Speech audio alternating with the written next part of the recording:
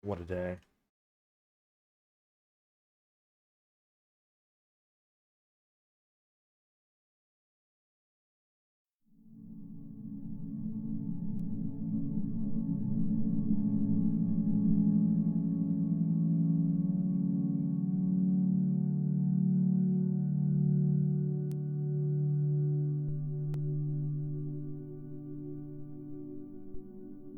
Not a single one of these works with game capture, huh?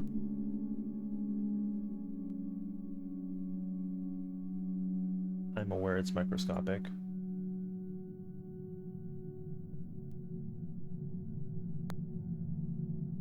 There, it's no longer microscopic.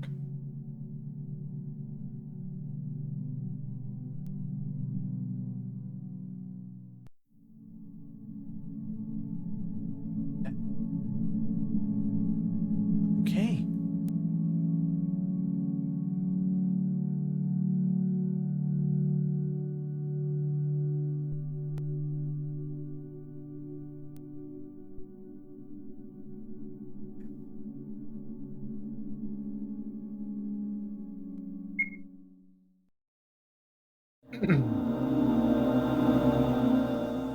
And I have to mess with, for this one.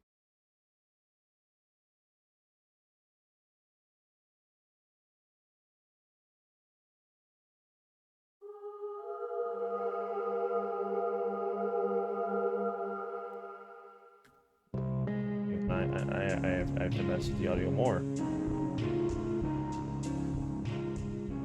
This one has different audio levels than both Chapter 1 and Chapter 2.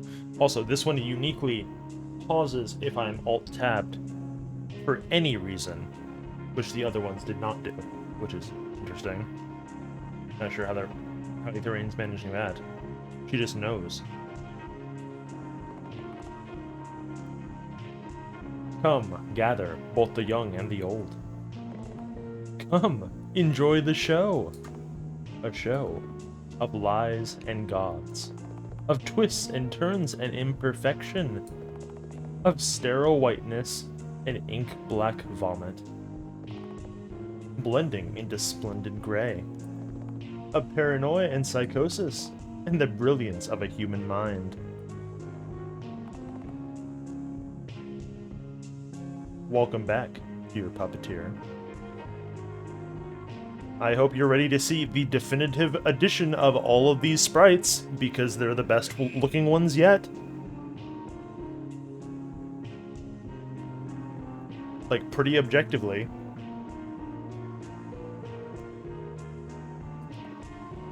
Long time no see? What are you here for, I wonder? The truth? Entertainment? Romance? Oh, don't tell me you're here because of our contract. If that is true, I will do anything in my power to help you save the child. In fact, I've already made my preparations for the journey. All you need to do is see it through from the beginning to the very end. Don't forget to save your puppet's data. Well then, I hope you'll enjoy the show.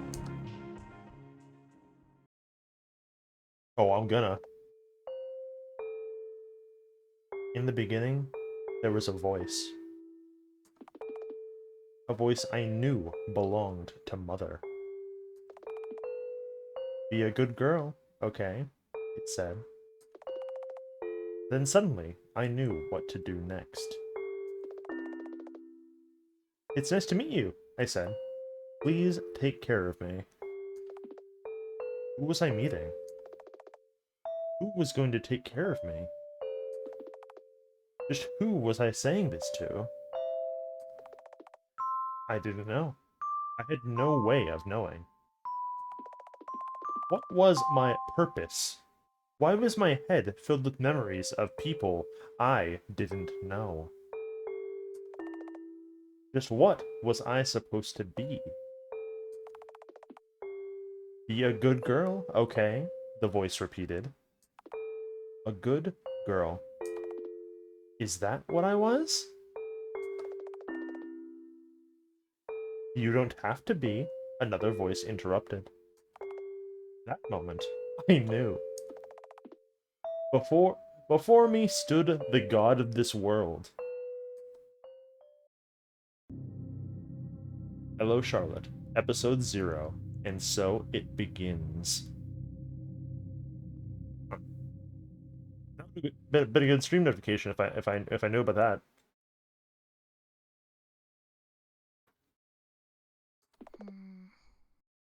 That dream again.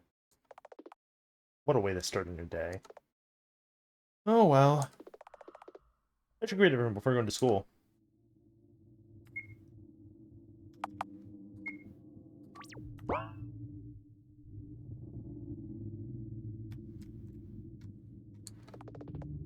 I'm perfectly white today, too. Inside the drawer is a stack of White Society pamphlets ready for distribution. Stay white with us, says the front page.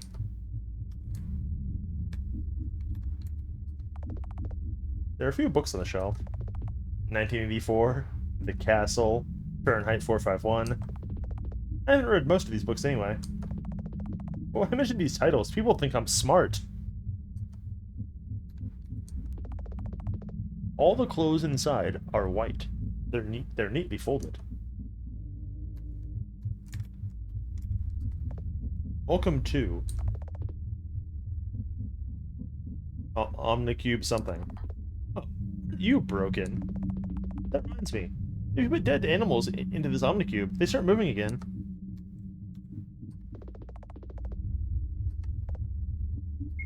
Log in to the data module. Logged in successfully. No data available. I accidentally deleted all the data the other day. Oops.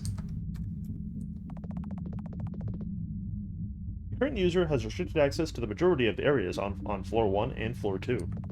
I don't need to use it anyway. The elevators like me.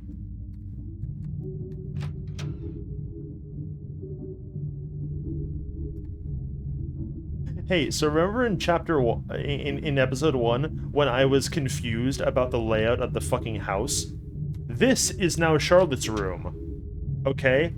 I just want to convey to you that every single game, the layout completely fucking changes. And how fucked up that is. That straight up sucks. Like, come on, dude. Okay, so if that's Charlotte's house, then what is this one? This is now the TV room. One of the TVs isn't showing anything. A modern take on All My Friends Are Dead is airing all day. Our reporter is happily reading the news in a loop.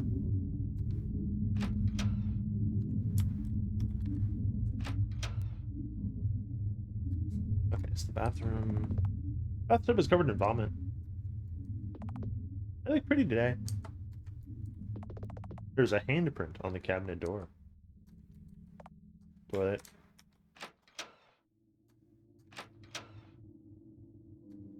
Okay. Okay, so the plants are still here. A copy of the White Society pamphlet is lying on the table. What do the bookshelves say? All the books have blank pages. Each bookshelf is a carbon copy of the one next to it. All the books here are for show. Blank pages. Blank pages. If a book is colored differently from the others, it must be important. Oh, it's the same as the others.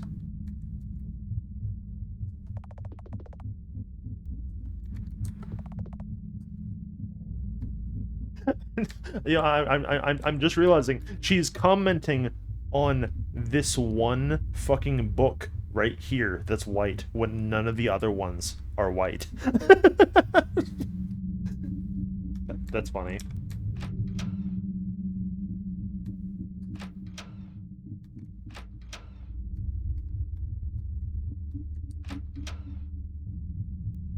boiler room. A completely new room that just was invented. Boiler rooms are quite popular in horror games, aren't they? We have one too. The boiler provides us with hot water. So I'm told. In the kitchen. The food in the fridge is symmetrically arranged. I should keep it that way. An oven. A sink. The knife lies forgotten on the table. There's a variety of tea blends on the shelves above.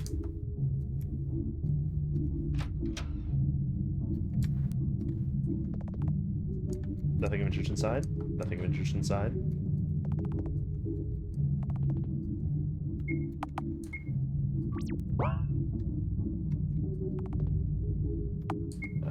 Get the basement. Go to the basement. Basement corridor. Felix's lab is now in the basement instead of right outside our room. Like, just... This is not a small rearrangement of these rooms. Like, this is a different fucking house. It's kind of absurd. On the Freedom of the Will.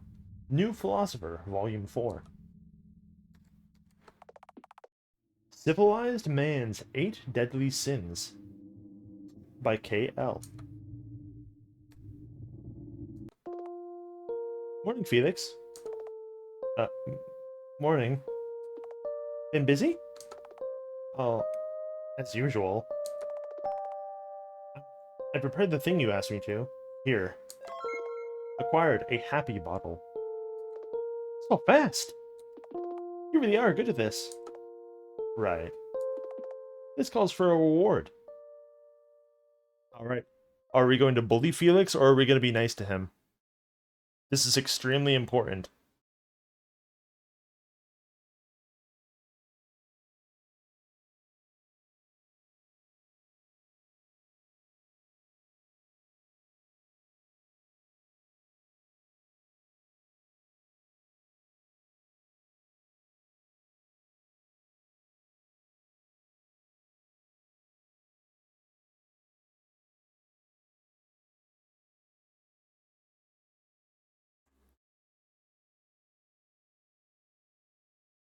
Pet. Felix winces upon touch, backing away. Something wrong? No, forget it. Weirdo. I was just going to pat you, didn't I? I feel something smack my head. It's a gloved hand. Morning, human maggot. Having fun? Yep. That ruffles my hair with force. Mr. Honecker here doesn't look like he's having fun, though. Or is it just that he's constantly bitter? Who can tell? I'm standing here, you know. I know. So, what are you guys up to? I just came for the bottle that I asked Felix to prepare for me. Oh? What's inside? A secret cookie ingredient. Huh? Tell me right now. That's Felix. I should be going. Jeez, you're so mean.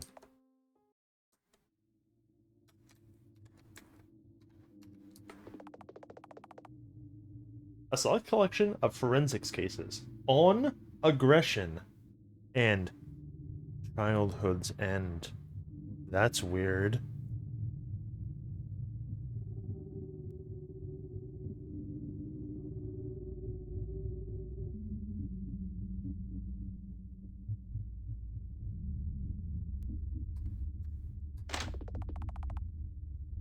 The next room is locked. No entry allowed, says the sign.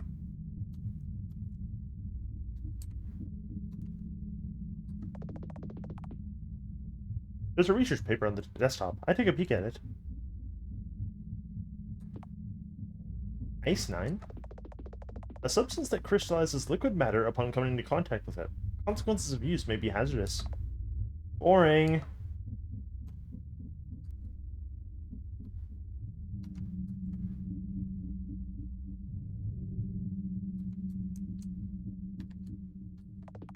The dried bloodstains are etched deeply into the wall. Story of my life. A cake with a perfectly shaped red strawberry on top. Truly terrifying.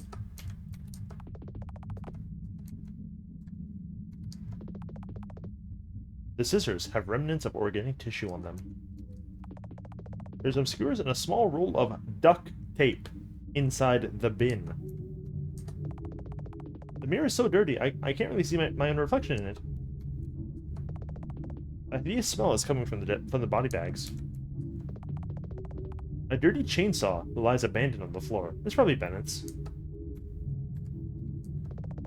An old yellow lamp, reminiscent of those from the Soviet era. Hi, Dr. Huxley. Hey, Dr. Huxley? Dr. Henry? Oh, gods. It's you, Miss Wiltshire. As you can see, I am busy. I know. I just wanted to say hi. Sure, sure. Hello, good morning, how are you? Weather's sure's fine today. With that done, I'll be returning to work.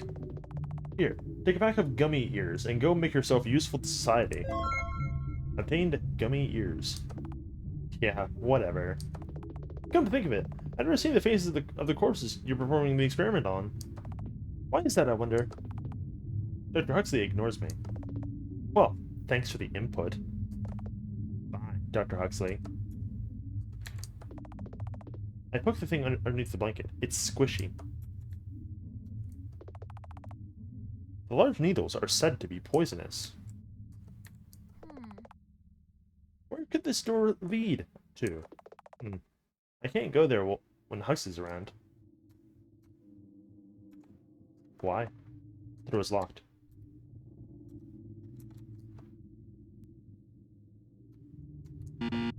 No entry. Especially for you, Wiltshire. Jeez, they're still so stuck up after that one incident.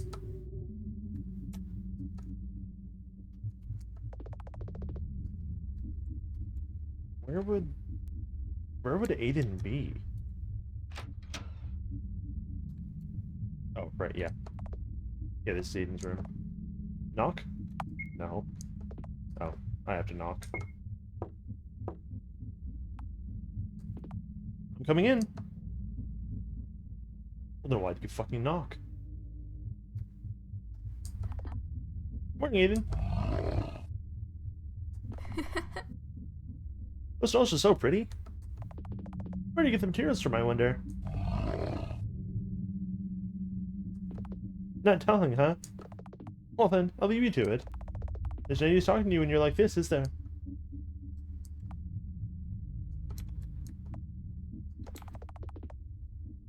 Some of the dolls have hair stuffed into their heads. This one kind of resembles me. Most of the dolls look like me. Everything here is in perfect symmetry. Every doll has a copy on the other side of the room. This one's smiling properly.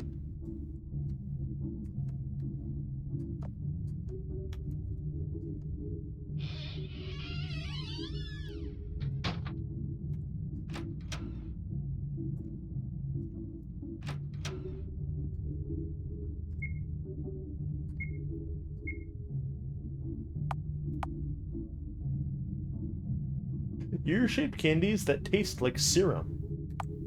We have 10 coins. I gotta read the manual. Riveting. Puppet status. Name, Charlotte Wiltshire. Unit, Q84. Stats, 3 strength, 2 stamina, 3 dex, 5 int, 1 luck.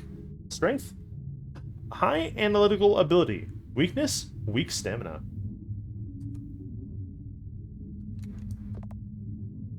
Go outside? Yeah. Seems to be open. Can't wander around too much, though.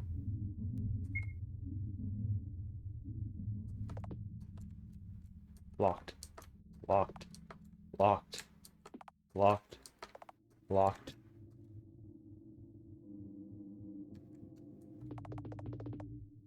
The shelf is heavily loaded with all kinds of detergents. All the clothes are white, they're neatly folded. Omnicubes are sleeping. Looks like a mirror, but it is in fact a double-sided window. Drawers are empty. This one's dead. And that's all I have to say on the matter. Go back. Yeah. Locked. The camera is not working properly.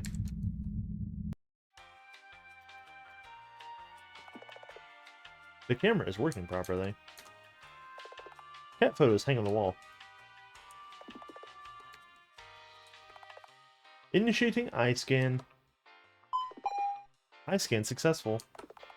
Aren't you late for school? Haha, I'm coming just in time for lunch. Hey, I have something for you. I give the gummy ears to the elevator. Thank you very much. Where would you like to go? The floor 2, please. Of course.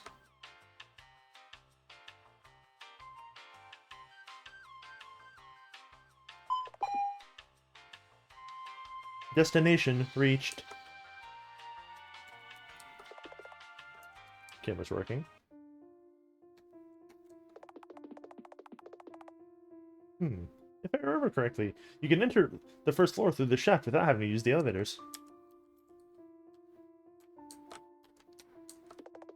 Join Wise Society. I put these posters up myself. Join Wise Society.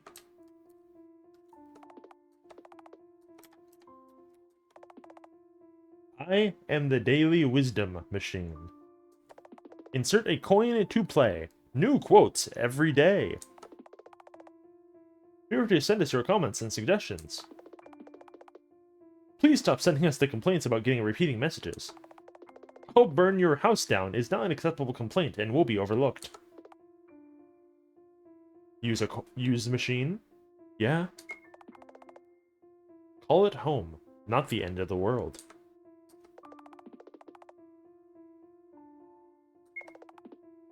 It's never too late to pretend. He's right. Sunshine doesn't cost you $1. The ones in power will always invent their parents. Good line.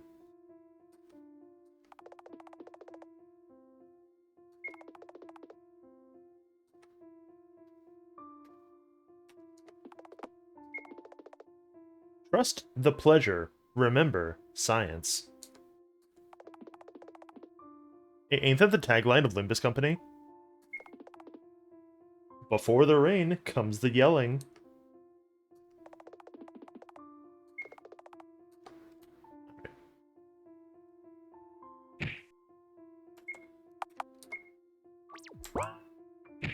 Hey, it's that guy. The city is painted on the wall. Oh, I was having a hard time. But it's not my business, is it? Oh, wait. Let me snap a photo. Ka-chink! And done.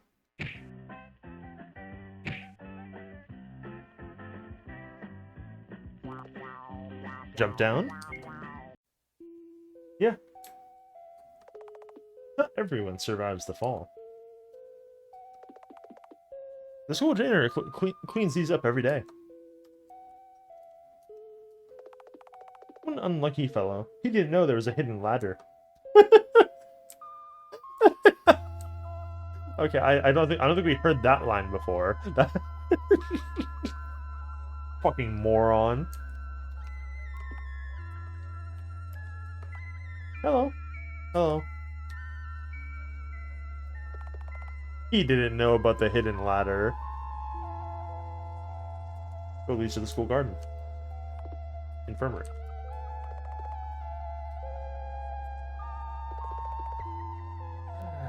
I can't get him to understand me at all. Maybe you should try using Link. What's that? Well, it's a drug that connects minds. Neat, huh? Principal room. The billboard has various information leaflets pinned on it. Stay and read. Beware of the white flu. It may be contagious. No one knows for sure. Feeding stray animals on school grounds is strictly forbidden. Join Wise Society. Become superior to your neighbor and your dog.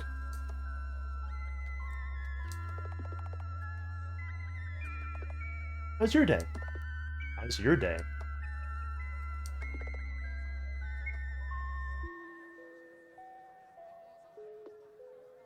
What?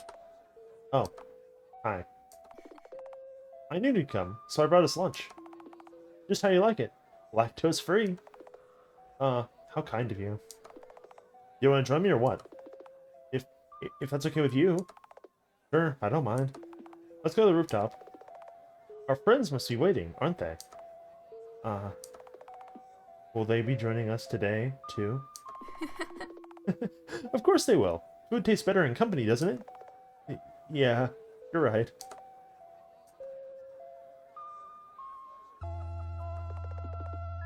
Please, connect with me.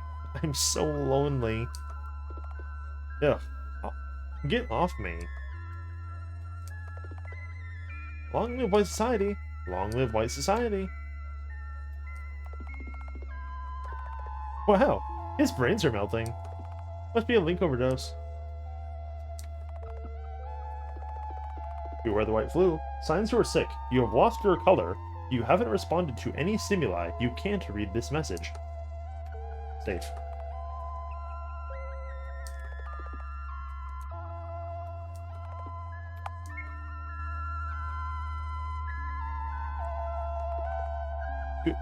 Good morning, Miss Wiltshire. Good day. The library is the best place to Link, in my humble opinion.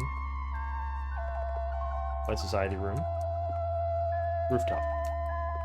Okay. Is it? And that's bathroom. Weird that the bathroom is the only one without a without a thing. But I guess it is differently colored.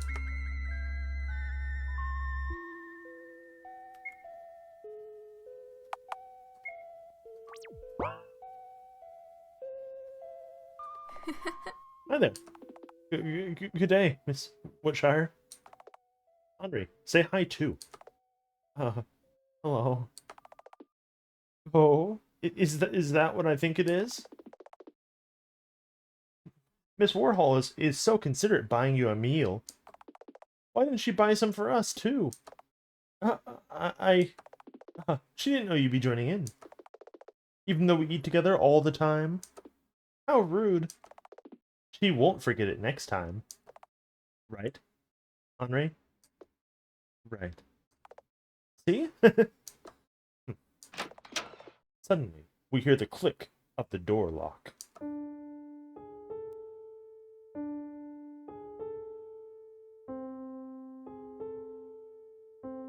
Can I help you, bitch? Honestly. Wiltshire. Skipping lessons again? Huh? Oh no, it's her. Ugh, the Killjoy's here. Gloomy as always. Hey, let's be quiet. You all know the rooftop's off limits, right? It's not the first time I've caught you here. We're so sorry, Miss Class Rep. An apology won't cut it.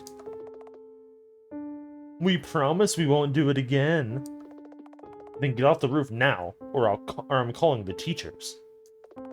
Teachers, she says. Tell her, Lot. Haha, let her be. It's more fun this way. Bella's expression softens a little when she looks at Henri. Do you really need to be around them, Miss Warhol? You're better off without these lowlifes around. What are you talking about, Miss Eiler? They're my friends. as you say. Now then, leave immediately. I won't be repeating myself twice.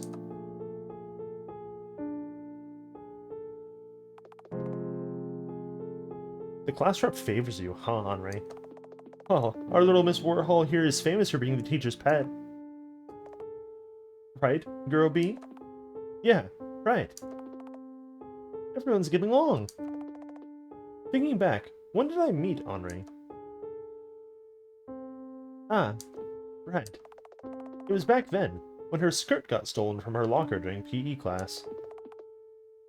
By the girl standing here, no less. She had nothing to change into, so she had to wear her track shorts all day. Everyone was laughing at her. Seeing how helpless and embarrassed she was, I felt nothing, and didn't do anything.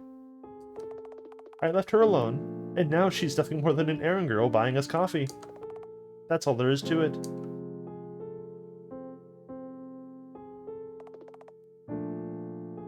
What?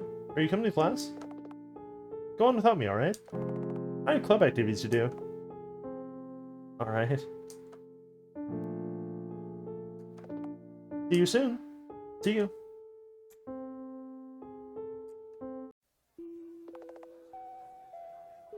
Fancy meeting you here. Huh?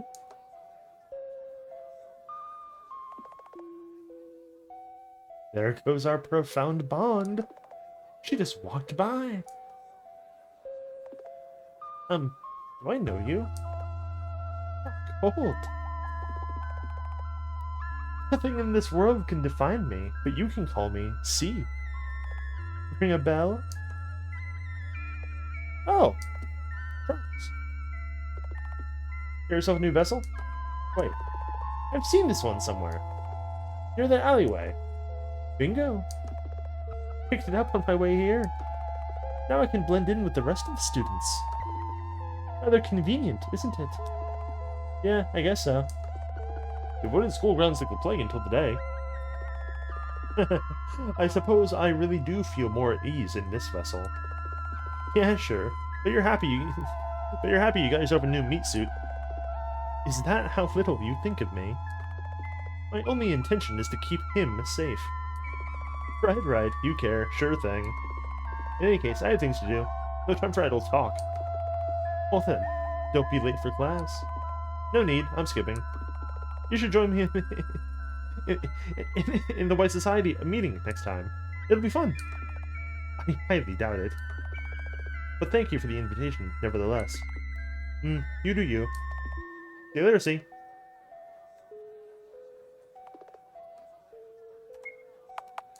Okay.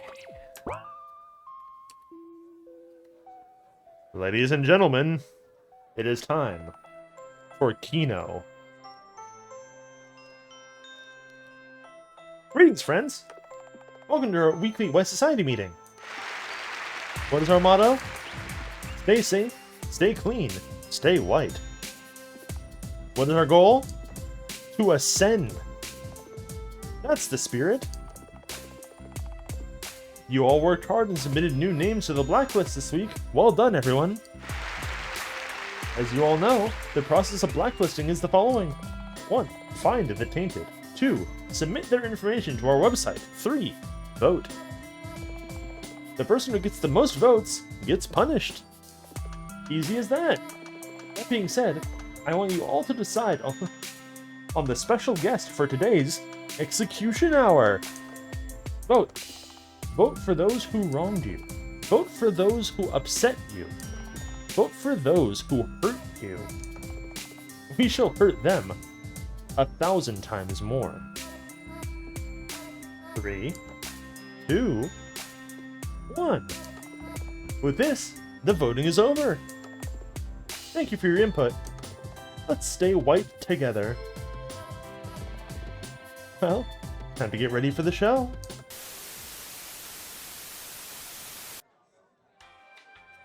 Please stand by.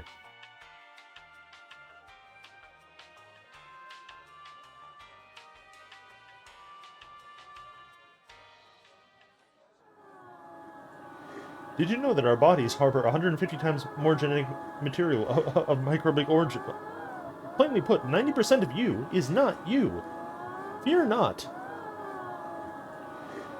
Ether Solutions has a solution just for you. With our advanced technology, we will cut all of the freeloaders out of your body. Your body is yours to own. Be yourself. Always. Welcome to the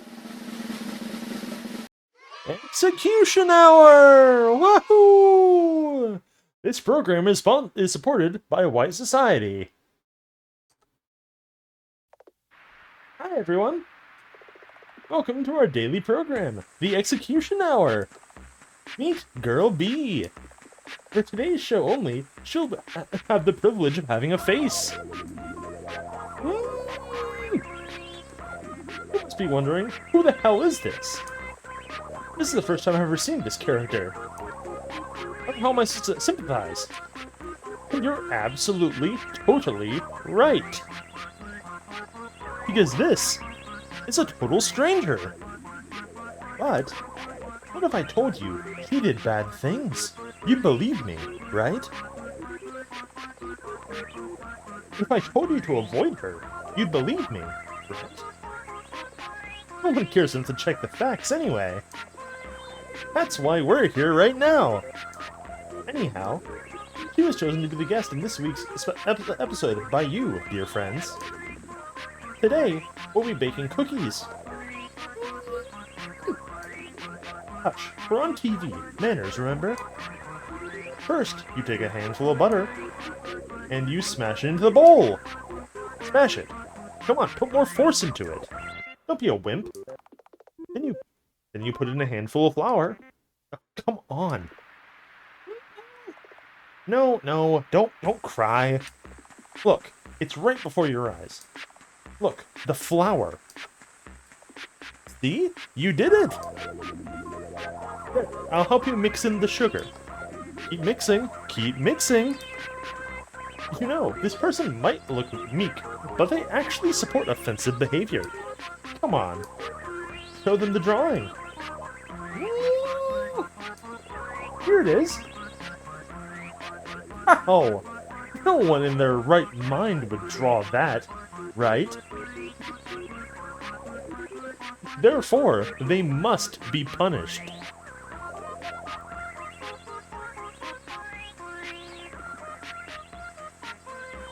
That's why we'll add a special ingredient. I wonder what it is. Quiz time!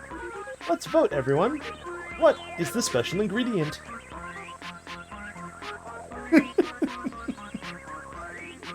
Well, guys, what do you think the special ingredient is? Vote now on your phones.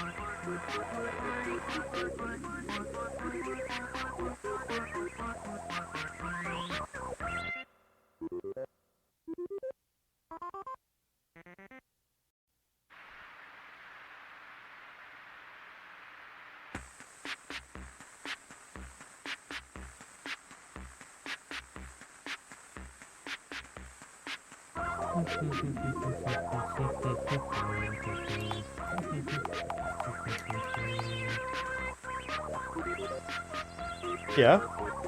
Let's see what Charlotte has to say about that, you pathetic fucking freak. Results time! Applause! Most of you guessed right.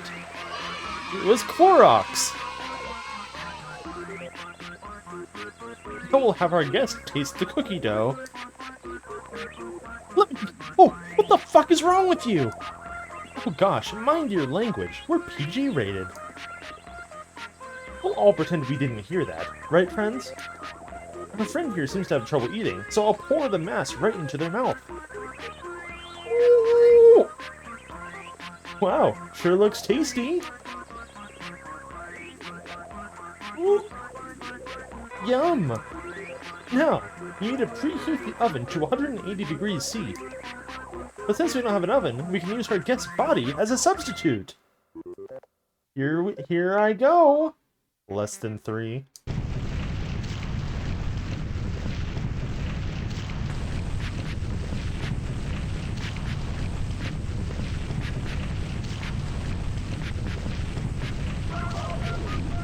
this concludes our show. Stay white with us. Join White Society. Or else.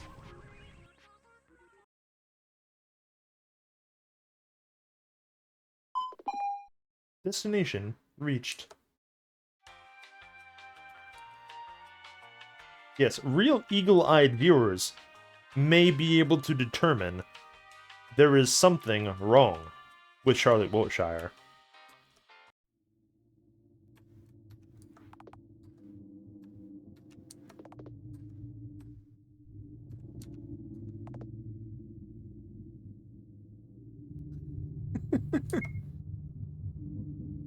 An alteration has been made.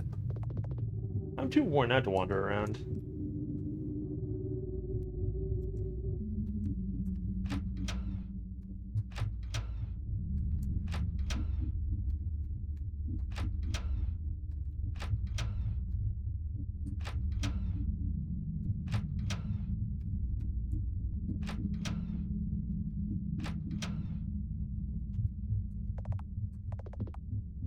I'm too sleepy to bother Aiden.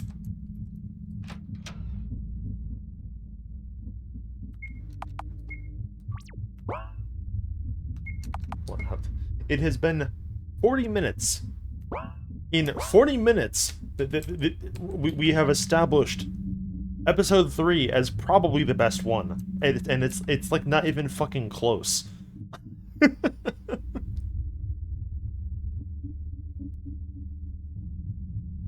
like episode 2 is good, but it kind of drags a little bit. God, I'm tired. Let's call it today and get some rest. Good night, me. You did well today.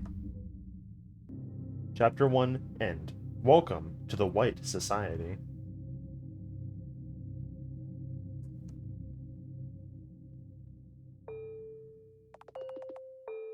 The god of this world told me a story about a girl who was the heroine of her story. About a girl who was bestowed with a gift that could grant a single wish. However, were her wish to come true, she would die shortly after. That's the kind of gift it was. The girl wished for everyone to be happy. It was a kind, simple wish, full of hope. But all it did was destroy individuality itself, because she couldn't define the meaning of happiness. In another timeline, the girl wished for the world to end.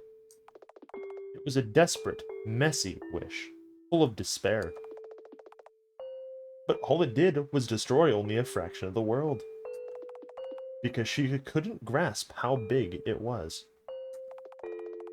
You too can get your wish granted, said the god of this world, because you too are the heroine of your story.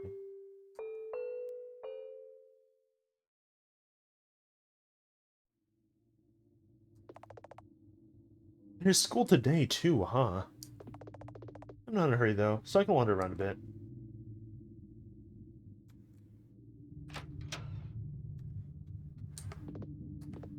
Aiden's room. I knock. No answer.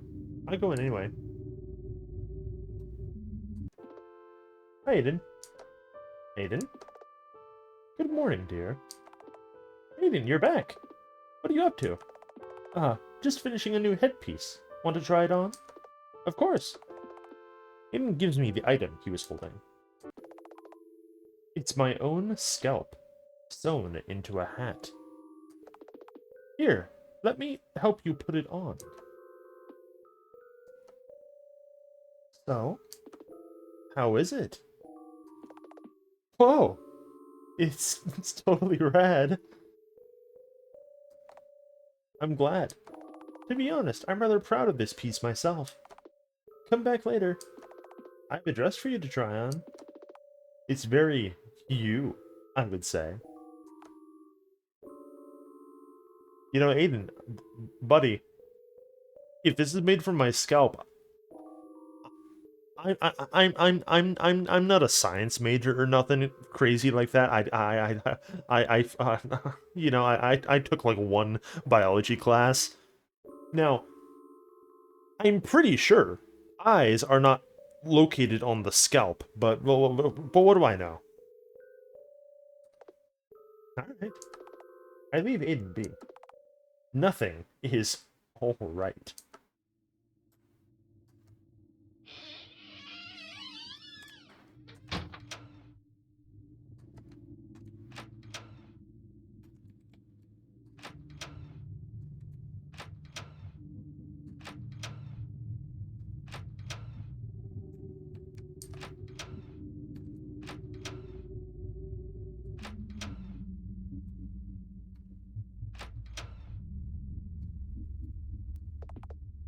Go to the basement.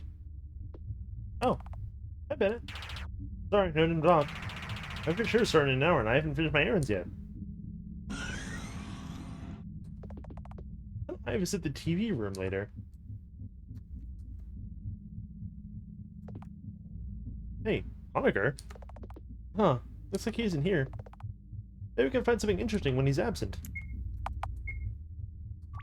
Okay, so unlike Chapter 1 and Chapter 2, this one actually has Steam achievements, and we have almost all of them. I'm missing 2.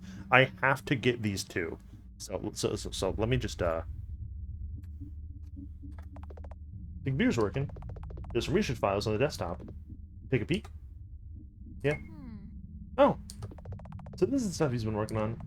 The Oracle and Mind Control. Magcats as disease carriers. Ice 9. Oh, Honecker. Don't you know the rules? You don't want to play? I destroy your research. Delete all research. The desktop is now cleaner than ever. Oh, hi Felix.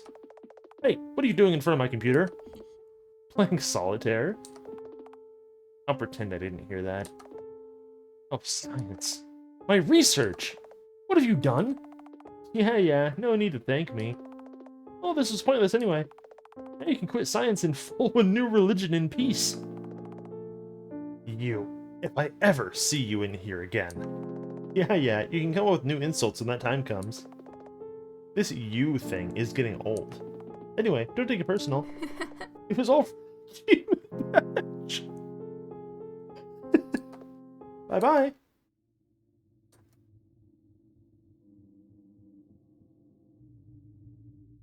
Okay.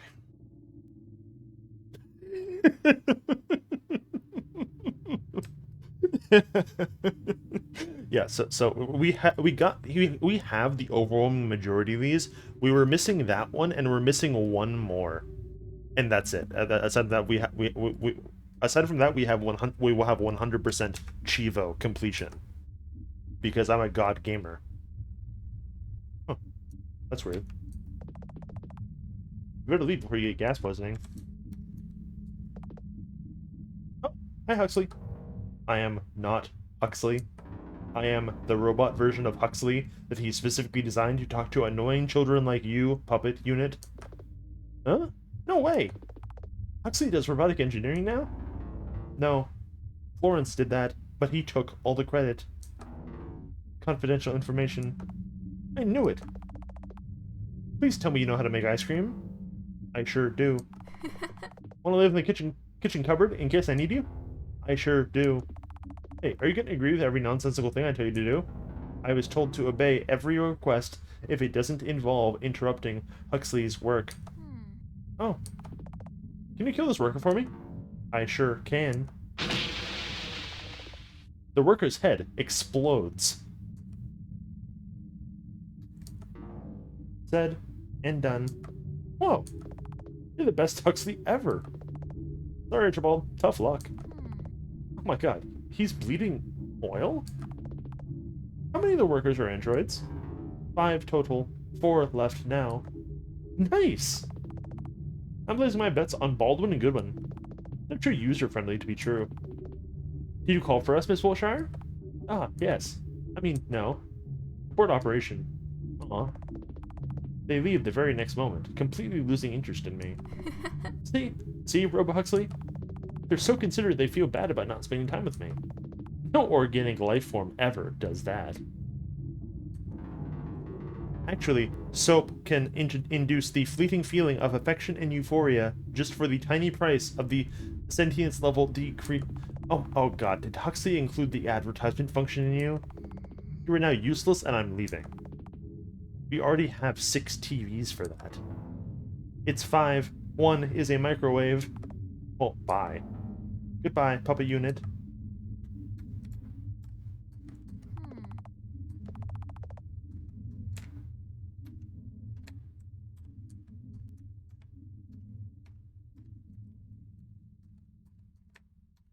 Can't go in that door.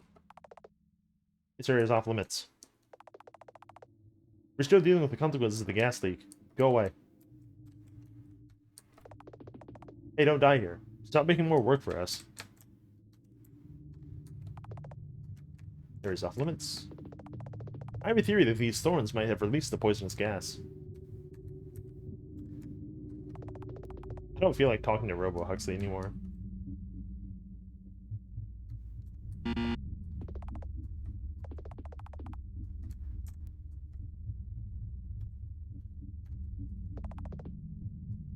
I still have some time to kill. Oh yeah, right. We gotta go to the TV room.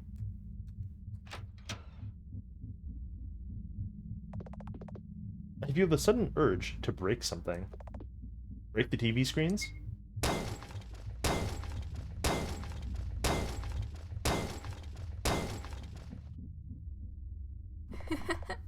Phew, now I feel a lot better. Now Ben won't have to waste time on the endless season of mass-produced commercial garbage.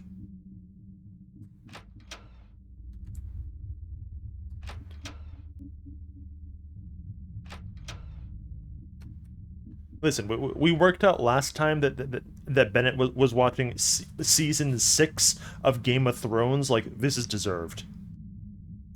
Actively doing him a favor.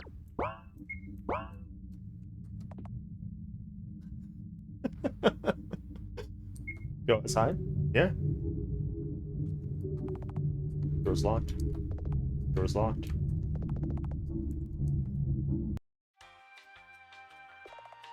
Initiating eye scan. Eye scan successful. Score 2, please. Of course.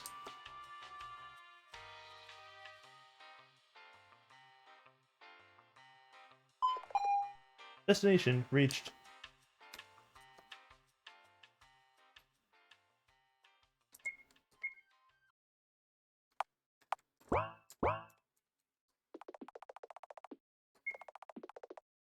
Just because you're human doesn't mean you're ugly.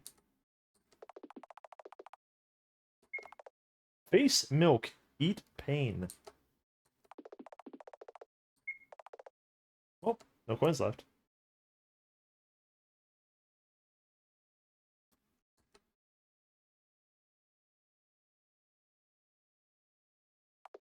Jump down.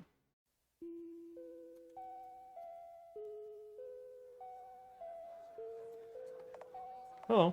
Hello. What? Morning. The bell will ring soon. Let's hurry to class. I don't feel like going today. Skip with me? We shouldn't do that. Then we get expelled. Who cares? It's not a big deal. Yes, you'll likely get by, but what about... No, it's nothing. Are you going with me or not? This choice will have consequences. Henri's going. Yay! Oh, while we're at it, buy me something to eat, okay? It's kind of boring to hang out with you anyway.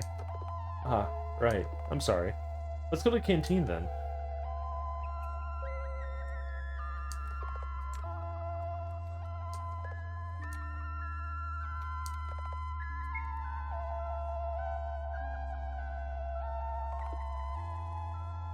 Miss Wiltshire.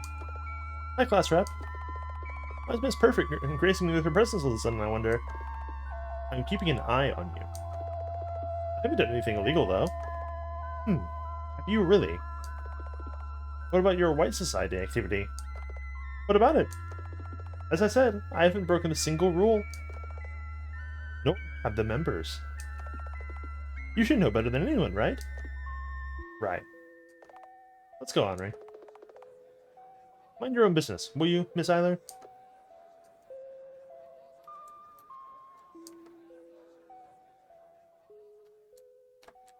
Let's see. What do these people have to say?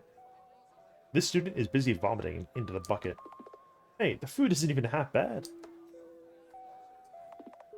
How's the food today? Thank you, I love it. Today's menu: maggot soup, gastric juice, bubblegum, 1 piece per person. Do you think these names are accurate? The food's usually pretty decent, so not really. You can get a clean food tray here. This student is busy vomiting into the bucket. Ew. Let's even be. This one was knocked over. Yuck. This student is busy vomiting into the bucket. They seem to enjoy the activity itself. Yep. I've heard there's a whole club dedicated to it. Junk food, the sign reads. Henri, buy me the chips. Got it. Acquired sour cream chips. I don't really like this flavor, but it's the only flavor there is. Healthy food. Not today, self-care.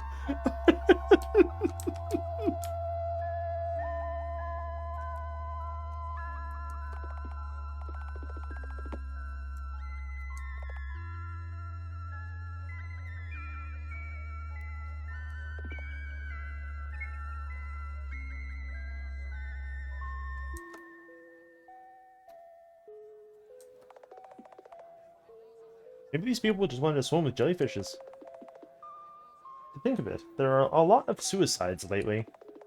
Oh yeah, it's encouraged for the West Society too. Less trouble you to worry about.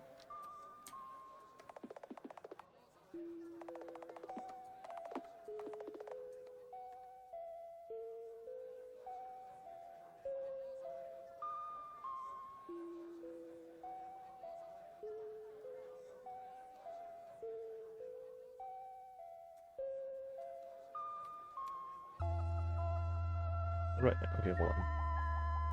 Let me, look at something real fast.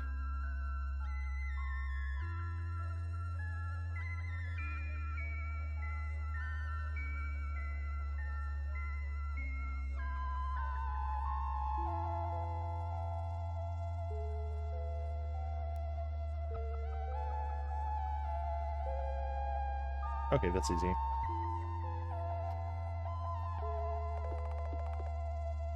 The jellyfishes swim around.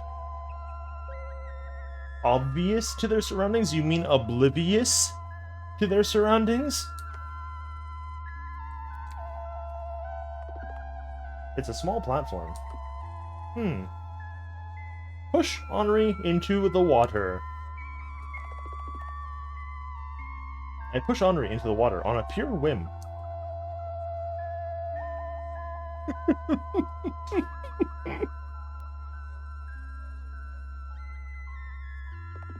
Hey, what the hell? Sorry, my hand slipped. Here, I'll help you get up. Jeez.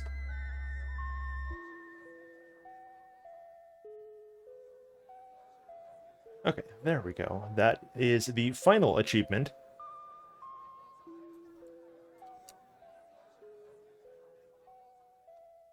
Everything else it presented, I'll just, like, ask you guys, I guess, or whatever. Because we've already done it.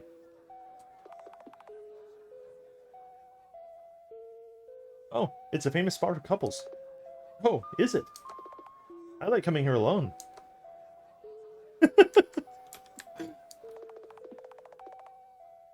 The yellow flowers are in full bloom. This place is designed for romantic walks. I've heard the funds for this place's renovation were gathered by the West Society. Is that true, Locke? Yep. Apparently, human body parts sell really well.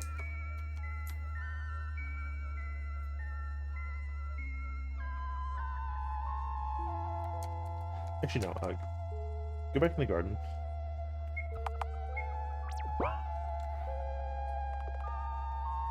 Oh, never mind.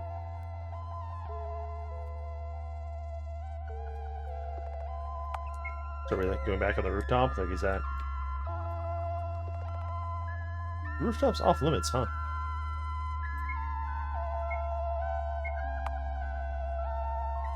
A new formula now contains no organic matter. Cool. Oh right, you can't enter this place. I know. I've already been getting a lot of death threats from the members. Well, that's what you get for getting your data submitted to the to the West Society's website. I haven't even seen any other West Society members other than you. Well, of course. West Society is anonymous. Got to ensure the safety of our members.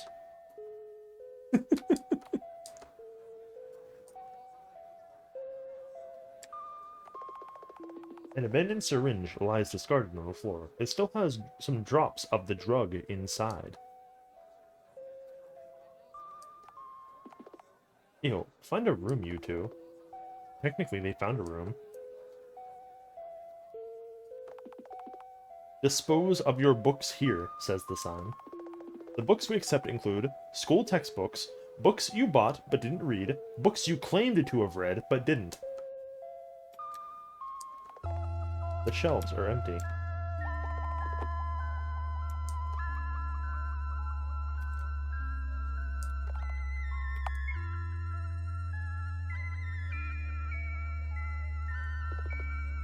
It's my classroom. Hold on, what if we talk to Scarlet? Is there something you need? No, there's nothing. Where are we going? Look, we probably shouldn't... Don't sweat it, okay? All the papers inside the drawers are in the B5 format. There's a variety of yellow and orange student files on the shelf. Read. Girl B. Girl B, age 15. Grade level, mediocre. Hobby, drawing. Vincent. Vincent, age 16. Grade level, high. Hobby, writing. Scarlett Eiler. Age 16. Grade level, mediocre. Hobby, poetry, reading. This is strange. What is? Look, isn't Eiler supposed to be an honor student? But her grade level is stated as mediocre. Maybe she's not as smart as we thought. How hilarious would that be? Right.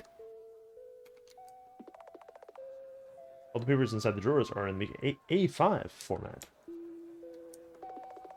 A cardboard principal is sitting on the table. But where's the real thing? Dunno. Don't really like him anyway.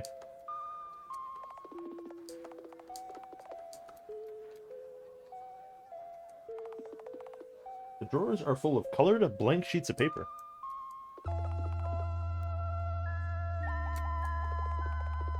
There's a variety of blue and purple student files on the shelf. Read Henrietta Warhol. Henrietta Warhol, age 15, grade level high. Hobby, social networks, drawing. Read Henry Warhol. Age 12, grade level low. Hobby, procrastination, mobile games. Read Charlotte Wiltshire. Age 15, grade level unavailable. Hobby, skipping class, performance.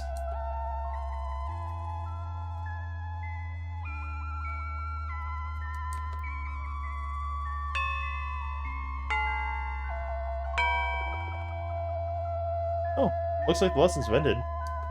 Time to go home, I guess. It's an eye test. I never do too well on these. A surprisingly clean sink. There's a first aid kit in the cabinet. Someone's sleeping behind the curtain. Various medical cards rest on the table. small lamp.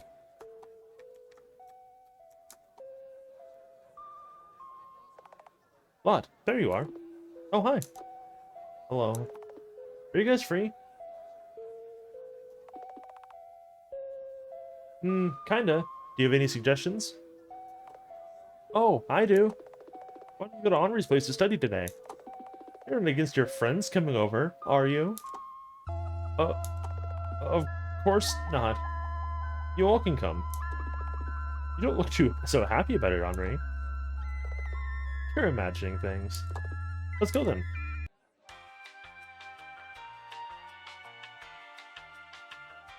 Yeah, see, that guy had to go. He didn't even give me the no ban guarantee. Like, what the fuck? Like what? I buy the viewers, and then I gotta win the 50-50. Like, what the hell?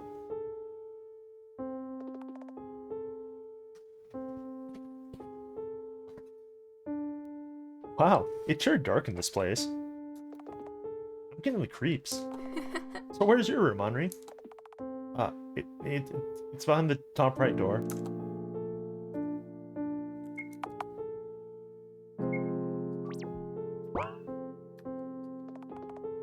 The door leads to the bathroom. The mirror is dirty. I can't see my reflection. The tub is pretty old. There's an air freshener in the cabinet. Toilet. The door leads to the kitchen, which we can't go in at all. The door is locked. That's her room. Wait, that's not my room.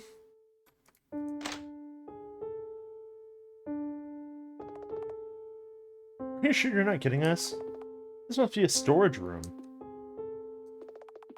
Ew, I get squeamish just by standing here. There's no way I'm staying in this room. It's all I can offer. I'm sorry. No. Please don't tell me you sleep on this mattress. Oh. Why don't we get the drinks? Classic Lot, do you even care about anything other than food? Both girls look at Henri. Hurry up, Miss Warhol. Sure. I'll be back in a moment. Henri leaves the room. Why don't we explore the house while she's absent? There has to be a decent room, right? Let's find it. Okay. Exploration it is. There's some money inside. Take it. Obtained 5 coins. There are all kinds of things inside the drawers. An old mattress. It stinks. Your sense of smell must be impaired. It's a heap of textbooks, papers, and drawings. Look closer. A Tale of the Ink Princess, reads the title on a scrap of paper. How lame. Did I choose these NPCs as companions again?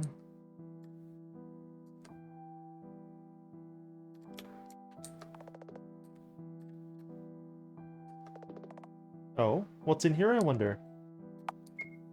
Yeah, hold on to me. Open the door. What are you? Oh, Henri. I remember you saying you had a brother.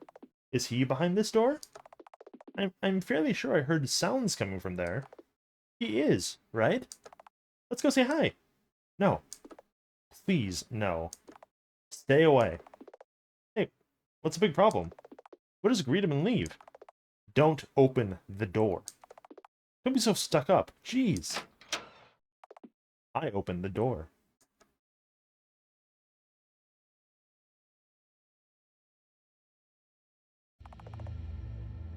The girls scream in unison.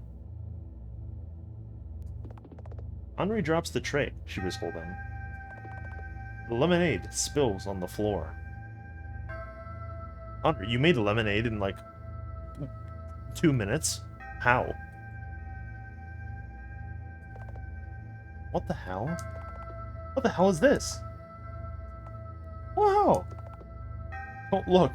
Get back. Explain this, Warhol. Why is there a corpse in the room? Please listen to me. It's been here since the start. My parents never let me see him. They acted like nothing was wrong. One day I entered the room out of curiosity. I didn't know he was like this. Say, was he alive when you last saw him? It was So you did kill him. But this isn't human. No. Gods no. Henri runs away, retreating to the bathroom.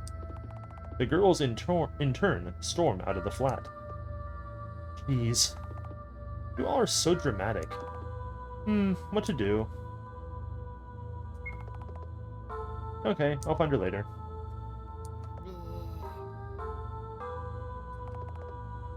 The trash smells hideously.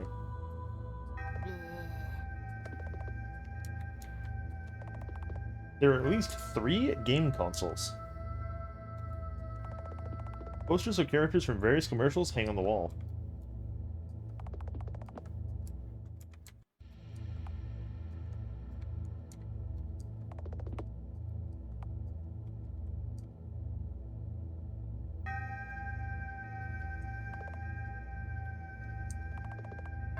Go leads to the bathroom.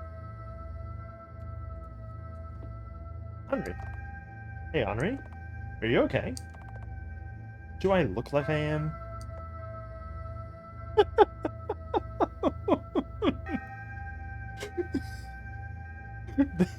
They really nailed making her default expression just the epitome of holy fuck, I don't care about what's happening in front of me. I've never seen anything like this before. Yeah, just wow. I could not care less about anything that's happening right now, just as a facial expression. Like, without making it just like a purely neutral, like, face. Like, that's impressive. Not really. Here, tissue. Why Society Special? Hey, Claude? What's so funny? You're smiling. Huh? Am I? I'm just amused by the whole situation. It's just plain hilarious. Her backstory is sure is complex for an NPC, I can't help but think. You know, my room is right across from his. He's always in there, rotting in front of the monitor, never leaving. My parents fawn over him, yet I have to be the one with perfect grades. And it's me who will have to earn money for the family. You already saw the state our house is in. Sorry, can't relate.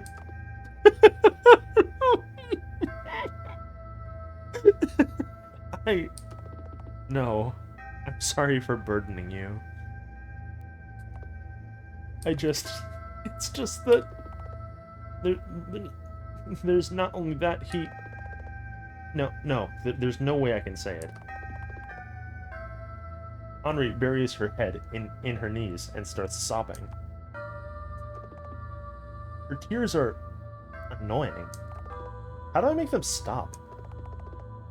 Shouldn't there be a special item for that? I pet Henri's head. Hey, stop it. No effect. You don't have to live here, you know. Well, where can I go? How about my floor? We have a storage room there. And my neighbors are dead. I'm sorry. I think I'll stay here after all. Fine then. Well, I'll leave you to it. I have a public execution to perform. Take care. Henri doesn't answer. I leave her with a bag of sour cream chips.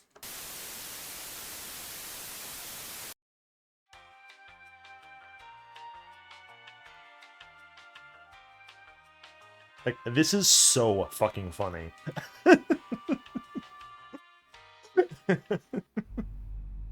The world we live in is a world full of casual cruelty.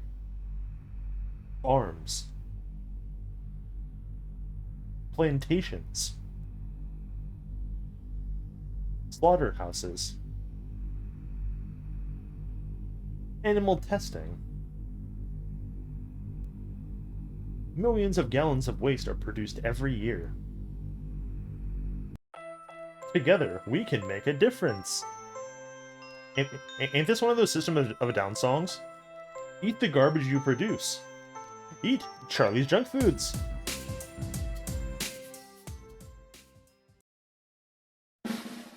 Welcome to the Execution Hour!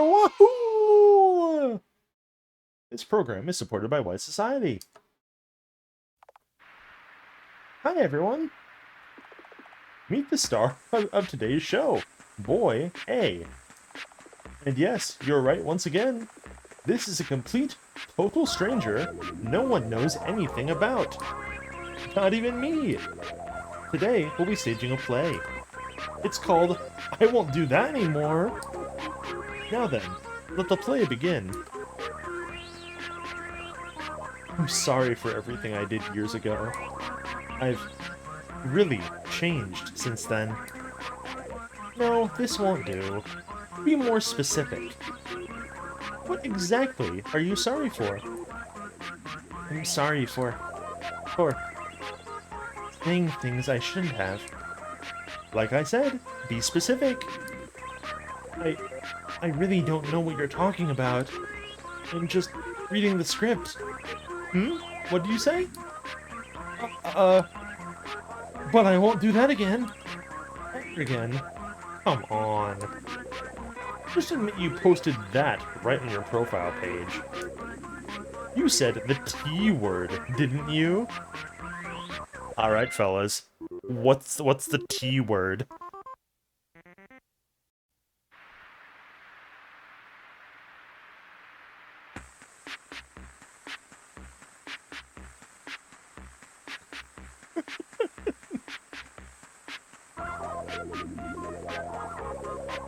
It's a public network, so everybody saw it, you know. Let's all take a look at what he did. I don't actually remember what he did, but I do remember my reaction to it being just tickling. As it often is whenever this woman's on screen. I still sleep with my teddy bear even now. How scandalous. What were you thinking?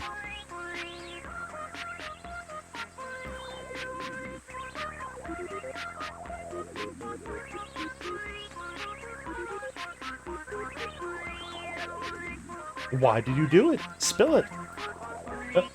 Where did you find this? I asked you a question. I just really like teddy bears? Yeah, right. No, yeah, but no one else does. Haven't you played the first game? No one would like teddy bears after that. What you said is insulting to all of us. And guess what? No one will forget from now on. I said I'm sorry.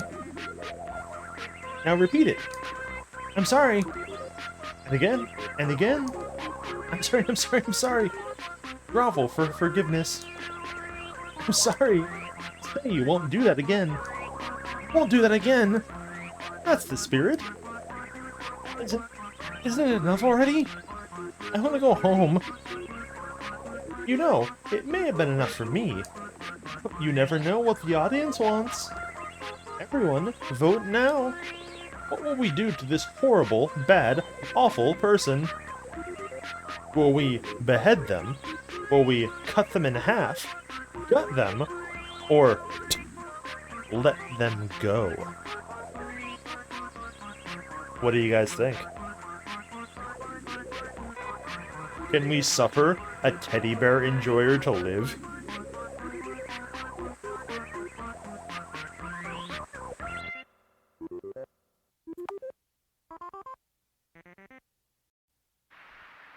Yeah?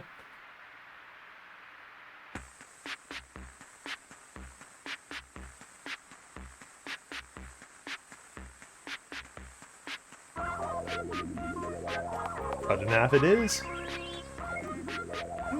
Let's see. Oh? Looks like you're lucky. Huh? Everyone chose the quickest death option. I'll now behead you. Huh? No, it can't be. Hold on, I have to save that one.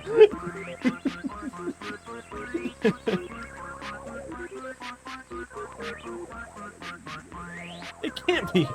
Just for having a different opinion? Sob. Hick. Aw, don't cry. Did you really think everyone would just let you walk away? I really want to let you go home, you know. It's not up to me to decide. Looks like your fate was decided from the moment you made that post. Please forgive me. So sorry. Dear friends, please wait a while I make the preparations. 1, 2, 3. Sorry for the delay, everybody. Here we go. One swing, and hop! Phew! What a clean cut. Without this tumor, you will now live as an upstanding citizen. This concludes today's program. Stay white with us, join White Society.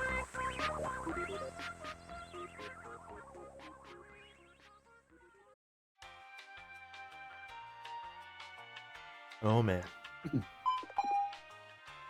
So I've been saying a couple times that going through Hell or Charlotte was a little dull compared to Everhood, literally, like, only because I can't do any funny voices.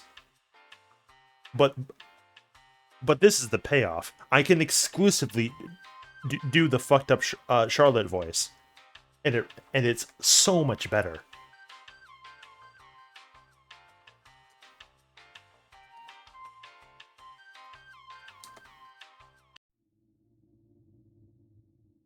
And thankfully, being a pathetic little freak is a voice that I'm well adept at using.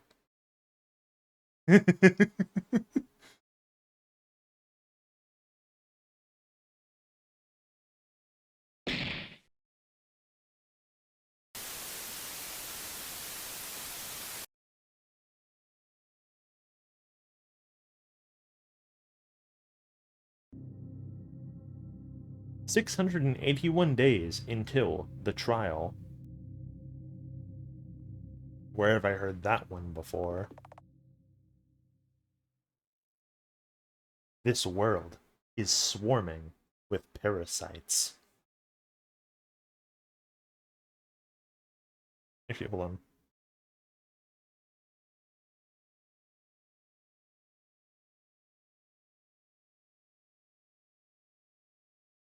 Is it 681 days until the trial? I think there might have been 19 days in episode 2.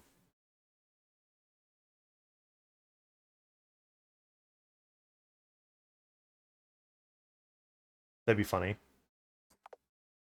Tiny. Invisible. Tenacious.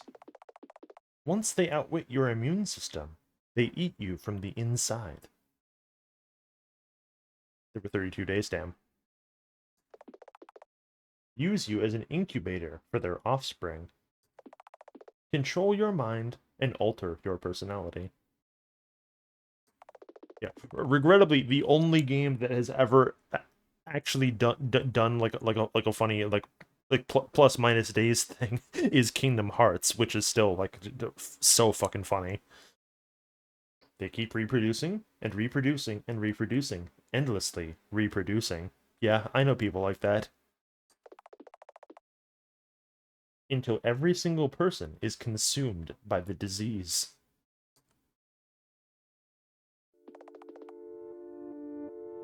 Time to teach our princess some manners. Who do you think you are, letting your hair grow this long? The bullies bring out the scissors. A lock of hair falls down. And another one. And another. And another. I want to do something. Anything. But all I do is avert my eyes. And think. Thank God it's not me. Because I am... Hey, stop spacing out! Henri's voice is a harsh whisper. Ah. Sorry. I got distracted. Jeez. Did you take the photos? Let's get out of here before they notice us. The girl acting all conspiratory is Henrietta Warhol. Henri, she insists. Her nails dig into my sleeves. Nervous. She doesn't really want to be here. What are we doing here in the first place? Ah, that's right. We're collecting blackmail on these girls using Henri's phone for a chance to frame them later. Wasn't my idea. Collecting receipts on people she'll go shopping with the very next day. Classic Henri. Getting a hold of these kind of things makes her feel safer, she says. Just like carrying a box cutter that she'll never use to save her life. Yeah, like that box cutter she had in episode 2 that she pulled out one time. That was funny. And she'll never show this footage to the teachers. Well, of course. She has an image to maintain. Never a single strand of hair out of place. Her attire, perfectly ironed, and manicure, neatly done. Fake. I snap another photo and hand the phone back to Henri. It's time to leave. The bullied one, is that like Chambara, is squirming, crying pitifully. Crying for help. Henri catches my sleeve on the ladder 2 floors above. Maybe we should call a teacher. Lessons have long since ended. I doubt anyone's around. I see. I take her hand in mine. It's our ritual for comforting each other. We are no heroes. I have been a class ghost ever since elementary. Henri was bullied in middle school. We started talking after I found her locked in the boys' changing room. Half-dressed, crying pitifully in a corner. I gave her my track pants, and she, not knowing how to deal with this display of compassion, made sure to call me names and write insults on the class blackboard until the end of the year. I can't remember when we actually started to get along. It must have begun somewhere around the time she accidentally discovered my drawings. And right now, there's nothing we can do. We're terrified. That's why we take the emergency stairs and run, run, run. Until we're out of breath. Until we've reached Henri's house. Until we're locked in our private boxes called houses.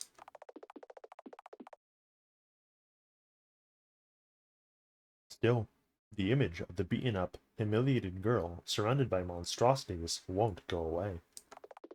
One wrong step, and it could have been us. Sprawled out on the concrete floor, defenseless, the parasites would keep laughing, laughing, laughing. Contagious slime dripping from their mouths.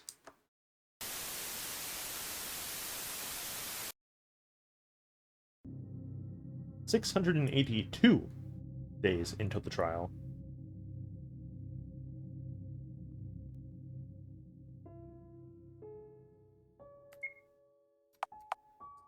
How's it going, Charles?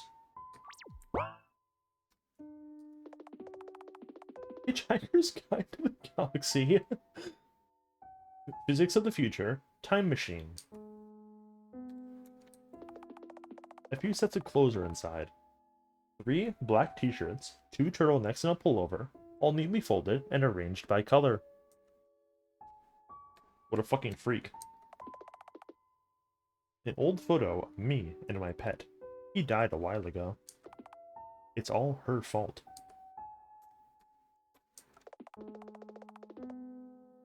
A small box with old toys stuffed inside.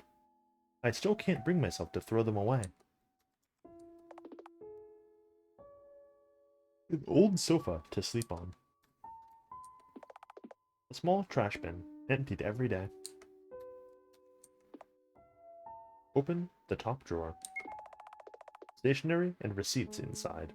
Not a single paper is out of place. My medical card is here too.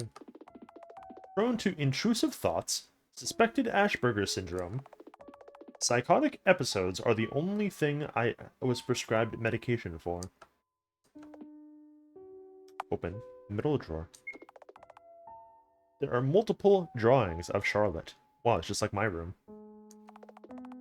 A perfect girl. A perfect protagonist. Open the bottom drawer. Inside is a wallet with father's money. It's our only stable source of income.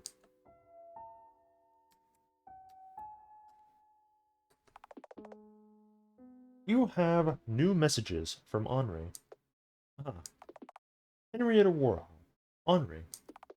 If someone were to ask us what kind of relationship we have, both of us would have said we're dating.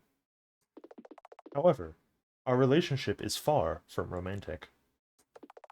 The most intimate thing we did was when Henri held my hand during a panic attack anyway. The whole ordeal wasn't my idea to begin with. It's Henri who's obsessed with the idea of normalcy, or the semblance of it, which would be more accurate in her case. She suggested it almost too casually, as if dating someone was a point to cross off her bucket list. As if she knew I would go with the flow. And so I did. Eiler, you fucker. Stop leaving me on red. Real.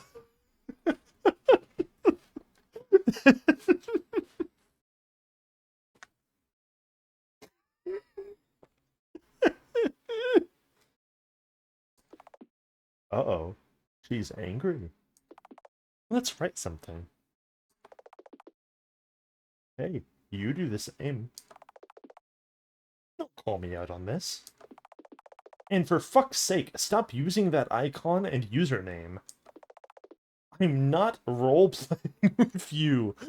I need the picture with the woman shouting fucking knives into our chest right now. Like immediately, it's very important.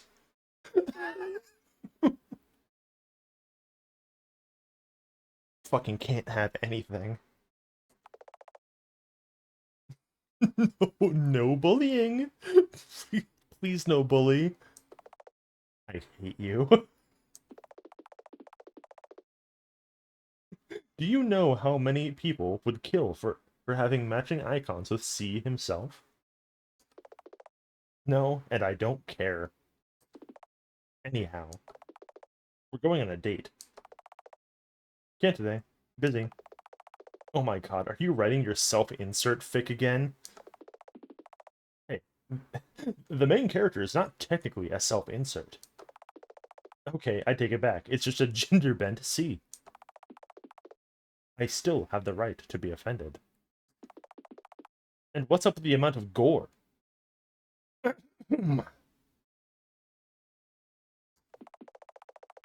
C's writing is very sophisticated, but what you're making is,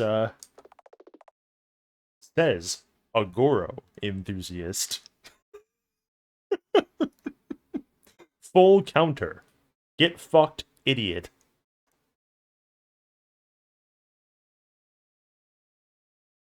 Easily the funniest fucking line in the entire game.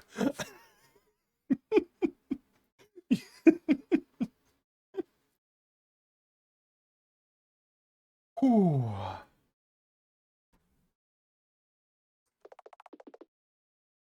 Joke's on you. I have 900 kudos. Those don't mean shit. That's fair. Alright. So, are we going or not? Nah. Oh, dude, she hit you with, like, the 15 ... dots. You just want free food. And I have a surge of inspiration. What will win? I'm coming over and eating your chips. I'm locking the door. User C is now online. Oh, about time. Evening. I've read the article you sent the other day. Also, philosophy discussion time? Good evening. I'm sorry. I'm afraid I'm busy outlining the script for the new story installment right now. Aw. Doing God's work. Good luck with your script. I'm sure it'll be divine. Thank you for understanding. Your submitted illustrations for the new chapter were wonderful. Aw, stop it. It's the least I can do for you. Your writing is amazing. No, seriously.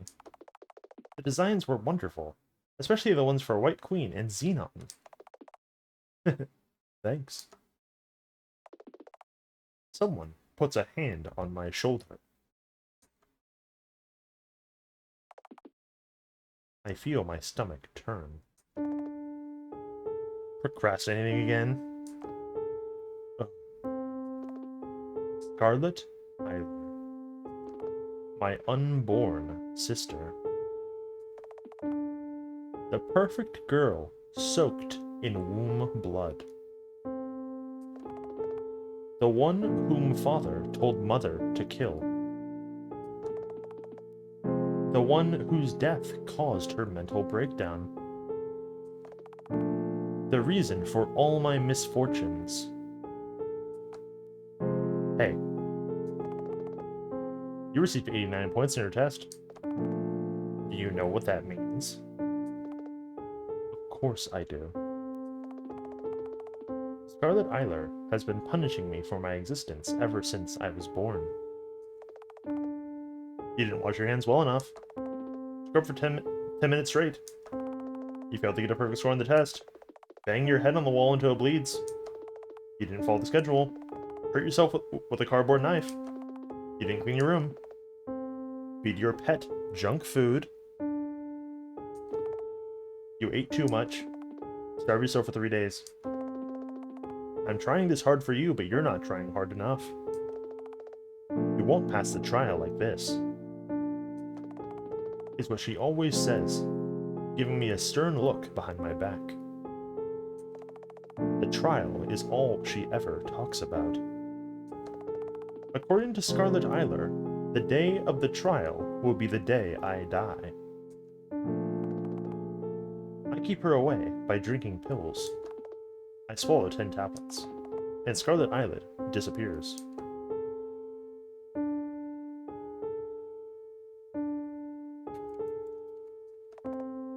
I turn the PC off. I should check on Mother.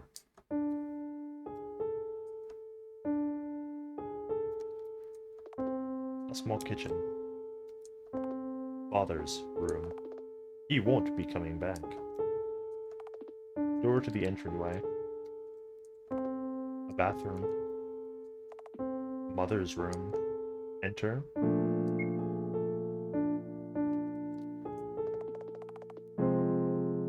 A stack of romance novels with obnoxious titles inside. The clothes inside are neatly folded. Looks like Mom hasn't touched these for a while. My drawings from art school hang on the wall. Sometimes they fall off, and I tape them back on. It's dark outside. Mom says these drawings help lift up her mood, so I ended up not throwing them away. The pill bin is half empty. Has Mom been taking more pills than she was prescribed? Hello, Mom. Slept well? Yeah. I always sleep well. Why don't we have a fancy dinner tomorrow? I can make your favorite dish. I saved up some money from freelance work, so you don't have to worry about the cost of the ingredients. Sorry, I don't really feel like getting up. It's okay. I'll bring you to your room and we eat together, okay? Alright. Don't be too hard on yourself. I know you're trying your best. Right, Mother. You're such a good girl. She's looking right at me, but all she sees is Scarlet Eiler. The child that never was.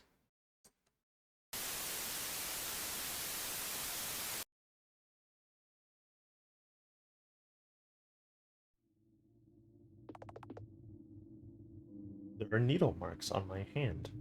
That's your wrist. That's not your hand. Your hand is up there.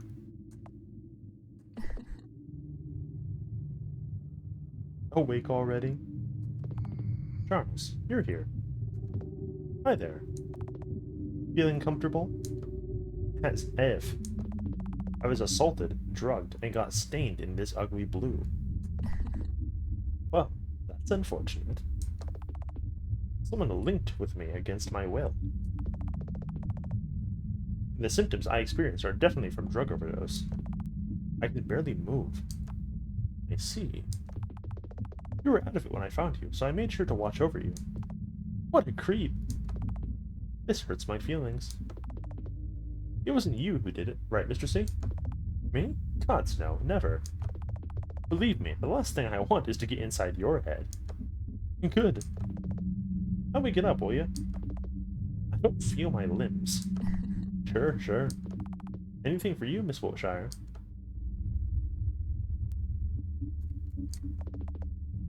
I'll manage from here on.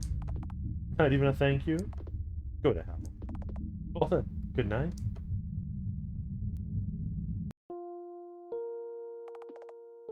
Welcome home, Miss Wiltshire. Oh, Aiden, you're back. Carry me to bed? Anything you wish. Yay, Princess Carrie. Thank God we brainwashed him.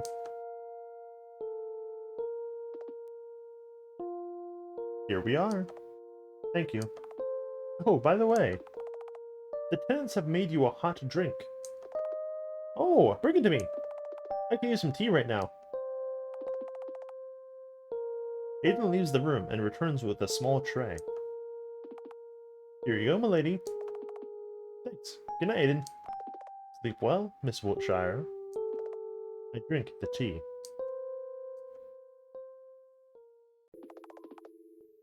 Moments later, my vision starts to blur.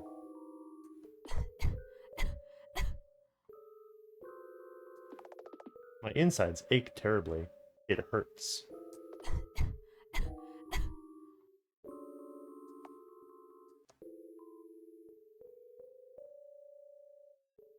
Chapter 2 End. All together, friends forever.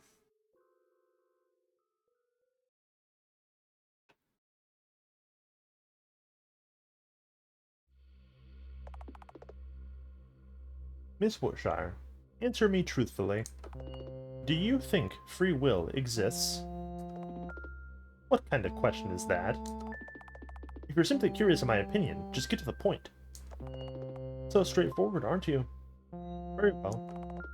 Let me start from afar. This world is swarming with parasites. Tiny, invisible, tenacious. Once they outwit your immune system, they eat you from the inside. Use you as an incubator for its offspring. What if I told you that everyone in the house hosted a parasite in their heads? What are you getting at? A parasite's goal is reproduction, right? Our parasite is no different. However, The house's inhabitants are only its intermediate hosts. Its final goal is to infect the people from the outside, the audience itself. Oh, god damn it. That's why, using all of us, it creates a story.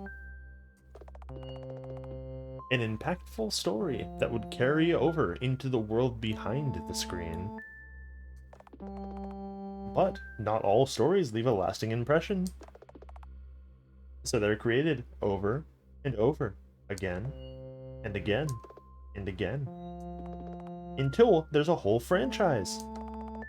Until there's a combination of events and relationships that works.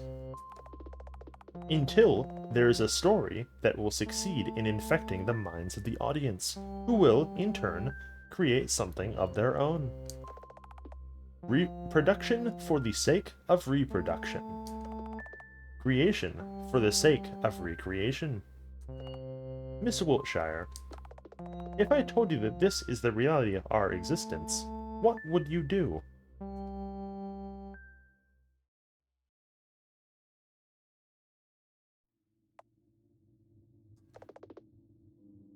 The marks of my hand are gone. It's a new body. Success. Of course the tea was poisoned. I knew it. But there's no way I'd recover this fast if I didn't die. I should go wash my face.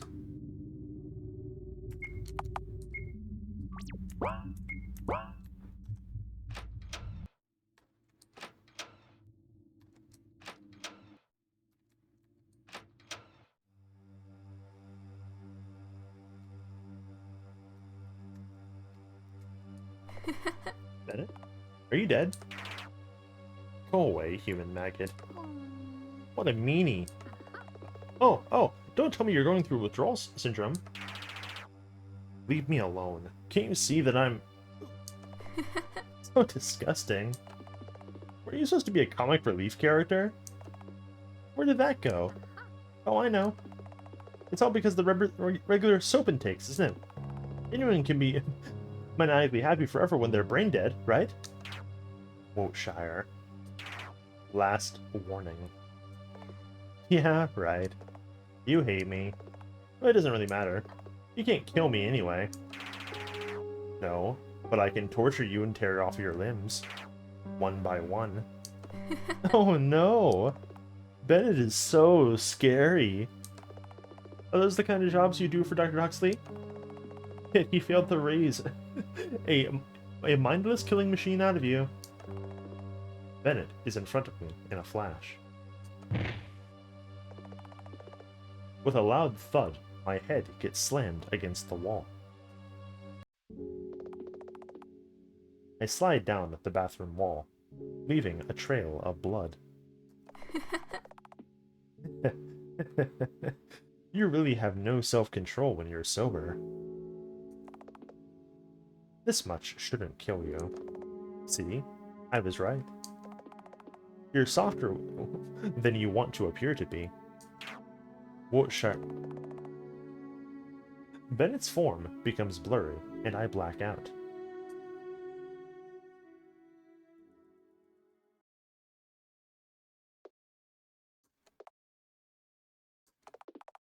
When I wake up, the room is dark.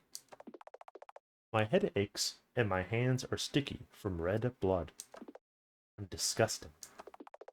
There's someone else in the room. Charles? Bingo!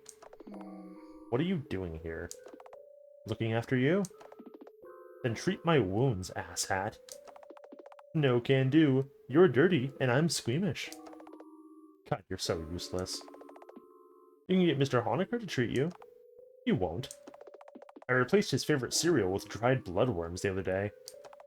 You did what? Forget it. He can never catch a break, huh? More importantly, how long do you plan to provoke the tenants for attention until they actually kill you? Forever, probably. Or however long my lifespan lasts. How old am I, actually? 5? Actually, 3. Well, here you go. Miss Wiltshire, I'm sorry for lecturing you, but you spend too many spare vessels. Your lifespan might be greatly shortened if... She killed herself with a toothbrush. Look who got a new body! I'm whiter than before! What was I talking about? Alright, I'm gonna be late to school. Wonderful. Majestic. Oh? What are we celebrating? It's your death. Oof. Zip it. It's a surprise party. A surprise party. Ah. I love surprises. Want to pour me a drink? Sure. Oh, you went so far as to frame my photo with black ribbons. My favorite color is white, you know. Right. Yeah. Quick, someone hide that. No, keep it. Slurp. Truly delicious. Well then, I'll be off. Keep on partying. Ben, didn't you tell us she was dead for real? Maybe I just wanted to have a party. Why did I choose to believe him in the first place? Whose corpse is lying in the coffin? Please don't tell me you stole it from Uncle's morgue.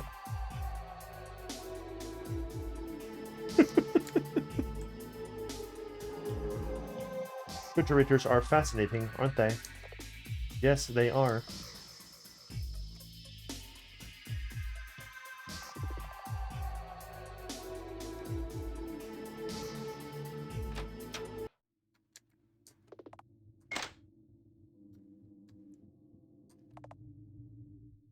Locked, huh?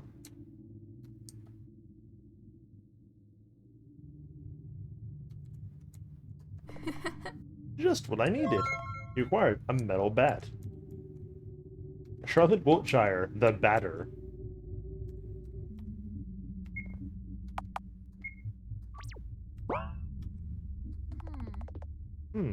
Huxley doesn't seem to be around.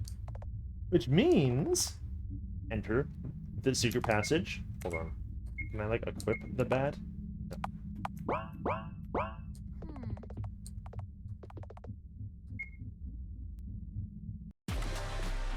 Carefully, I descend down the ladder. I saw something I shouldn't have. An underground laboratory illuminated by faint green lights. The silent hum of machines. And the tanks with clones of Felix Honecker floating inside. Someone comes out of the shadows. I can only assume it's the Doctor himself. Hey, Dr. Huxley. What is the meaning of this? Ah, looks like you've discovered my personal laboratory. Don't you know that this area is off limits? You left the door open yourself. Oh, isn't that unfortunate? If you try to harm me, my soul data will get loaded into a new vessel. I'll be coming here again and again until I get an answer. My, how persistent. How come a puppet like you knows this much? Hey, don't change the subject. Aren't you sharp? The story behind this is quite simple. As you may know, I'm a genius surgeon who's far ahead of my peers. However, you see, I'm getting old. It's not news to me that my dementia is progressing with rapid speed. And unfortunately, it's not something I can cut out with a scalpel. What are you getting at? Isn't it obvious at this point? When I noticed the changes in my mental processes, I found myself in need of a replacement.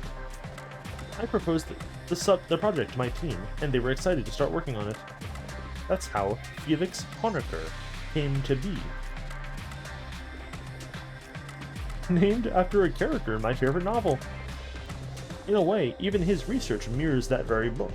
Have you ever heard of Ice 9? No, and I frankly don't care. Does Felix know about this? No, no. He thinks his parents are an Ubria, too busy genetically modifying human appendixes for mass production. The recent research has shown that it's rather nutritious, you see. It's said to serve as an even more nutritious breakfast than scrambled human fetuses. Ugh, I didn't need to hear that part. My nephew is extremely motivated, don't you think? All because he wants to be like me. Just like he was designed to become. I'm gonna tell him. No, you won't. He'll have an existential crisis and stop functioning properly. In the worst case scenario, I'll have to replace him with a more capable asset. Although, his replacement is inevitable at some point. None of the Honeckers have lived for longer than 2 years so far. But worry not. Our research has shown that females have a longer lifespan than males do. It's a matter of time until Felix becomes a Falacia. I see, I see. You have it all figured out. Now what should I do? Blammo? I grip my metal bat tighter. Let's crush them all. Blam. Get away from them. Blam me. Miss Wiltshire, what are you? Kapow.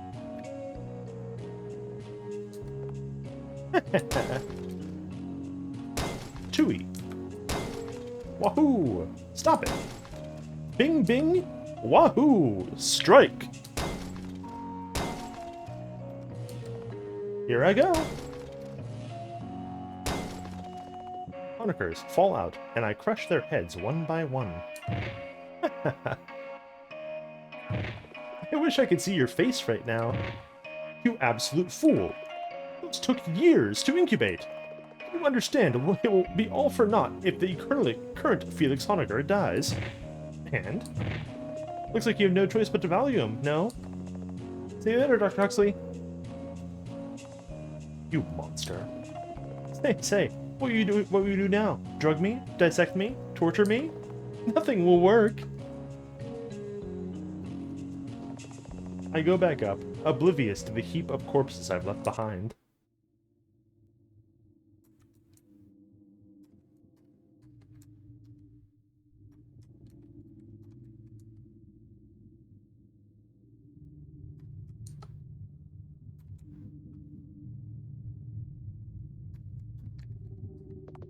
Hey, Honecker.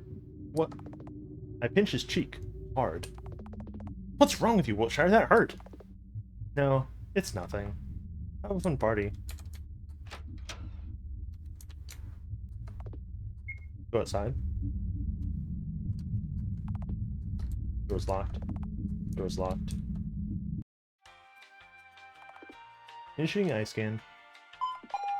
Eye scan successful. Second floor, please. Of course.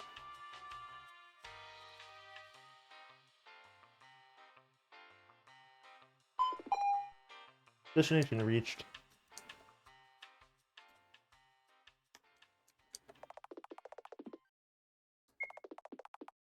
We have the power to make neighbors beg for mercy. True. Have you tried it? It's fun. Face milk, eat pain. End? Life ends when life begins.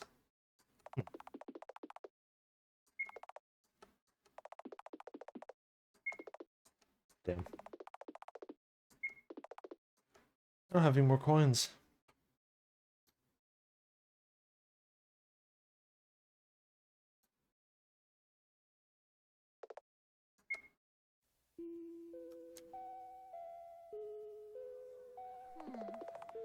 I don't feel like going to class today. Sure. Hey. Miss Wiltshire. Miss Eiler. You plan on skipping class again? No way! You liar. Do you know what happened to Miss Warhol? She isn't coming to school anymore. You do know, don't you? I don't know, you're talking about Miss Eiler? Aren't you worried about your friend? Huh? We're not friends. Huh?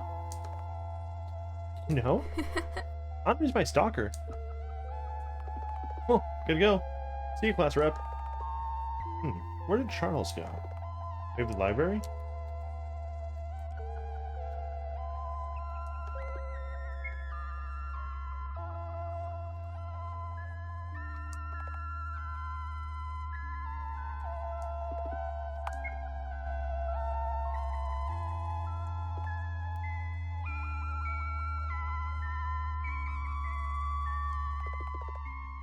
Oh, so this is where you're hiding. Charles is breathing heavily, his eyes fixated on the floor. A panic attack? Really? I'm sorry. Give me a moment. It's fine. Here, up at your head, useless C. We sit like this for a while. So, how has your day been, Miss Sportshire? Been socializing? Well, sort of. By the way, there's something I noticed. What is it? Charles. You're afraid of Scarlet Eiler. Excuse me? What? No. What gave you that idea? Whenever she's here, you're never around. You're scared shitless. Say, why is that? Stop with that nonsense. I'm not afraid of a little girl. But you are. And I will find out why. Even if it isn't fear, there must be a reason you keep avoiding her. Charles doesn't answer. Well, there's no helping it. I still have some time before the execution hour. I need to ask around the school about the unusual linked-related activity. Charles knows something, but he doesn't tell him. Maybe he can get to cooperate by force later. So, are you going to stay here? I think I have a bit of a headache. A lot of things on my mind lately. So I'm going to rest in the infirmary, if you don't mind. Sure, go ahead. I'll wander around for a bit.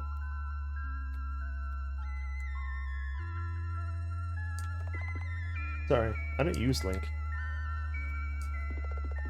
Oh, I heard something from your class. Bought a large amount of Link the other day. Talk about desperate.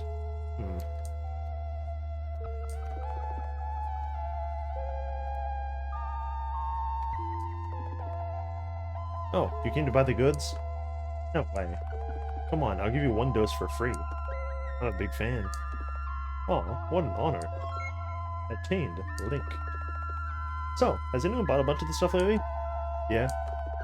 But my mouth is sealed. That's our privacy policy. We'll see about that. I bring out a small syringe and inject the contents into the boy's neck.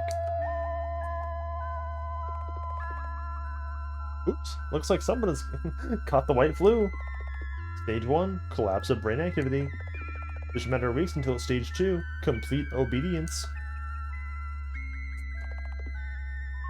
Sorry, no more free stuff.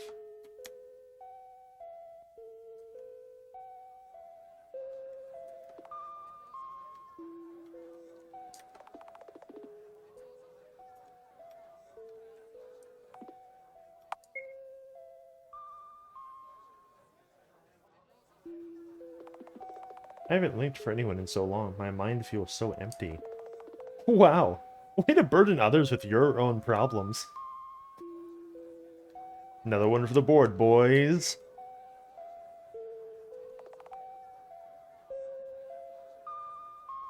Long live white society.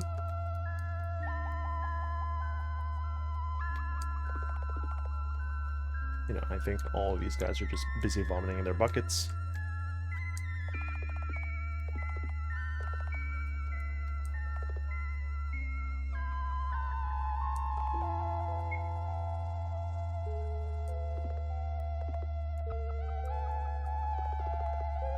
Someone linked with you against your will? Well, that's a violation of privacy. Just using link on its is a violation of privacy on its own, don't you think? Unusual link-related cases? I don't know. Everyone's using it.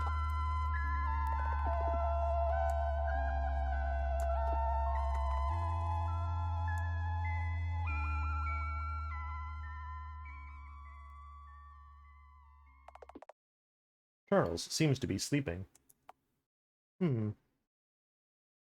Use link on Charles. Charles catches my hand with a syringe in it. There are more gentle ways to wake up a person, you know. Please don't startle me like that, Miss Wiltshire. Ah, up well, Mr. C?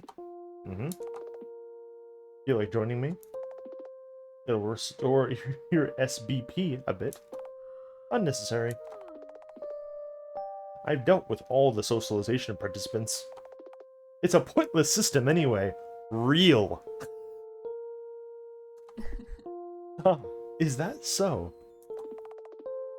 What about the puzzles on this level? Denied, destroyed, annihilated. Oh god, this story is a disaster. God damn it, Charles. I don't need to do 3 fetch quests and solve a math problem to open a door. Well and truly, literally is just like me, FR 100. Ah, you may have a point. Miss Wiltshire, an avid hater of puzzle games and class attendance is always well rested, huh? Then why not simply keep me company? Or is that not enough reason to stay? Charles has no friends. Neither does Charlotte. Valid point. Okay, you win.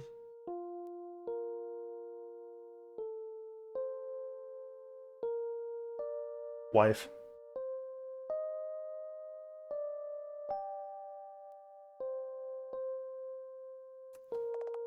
Some time passes. So, what is it that's been bothering you? Well, how do I say this? I have found out there is an imposter pretending to be me in the house. Imposter? How's that possible? Isn't it in the rules that no one can enter nor leave the house? That's right. These statements stay true. I fear that this entity is no outsider, and it is rather powerful. As I've told you before, I am an observer in this world.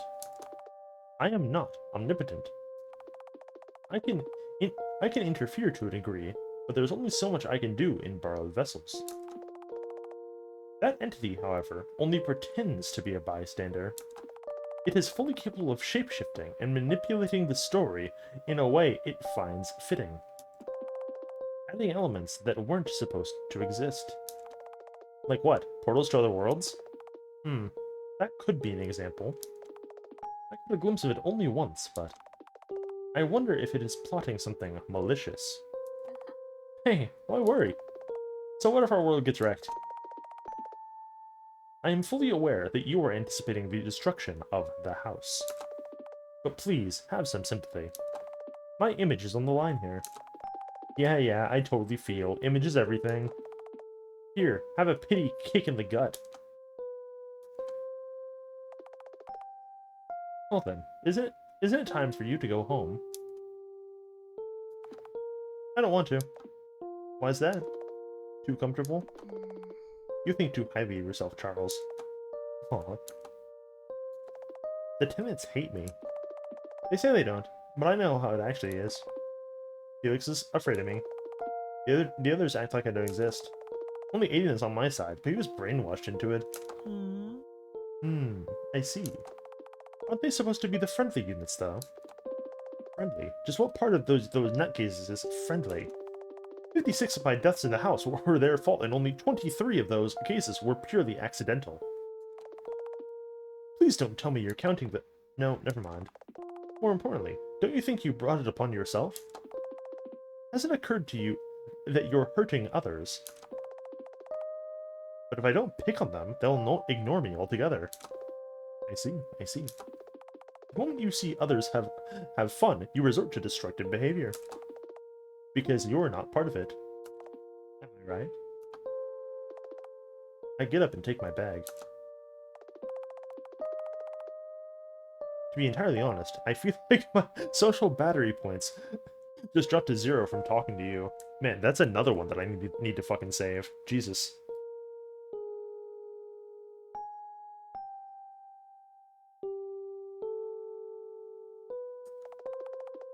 Come on, why can't we just enjoy profound discussion? Usually it feels more like a monologue. See you later, Charles. Bye-bye.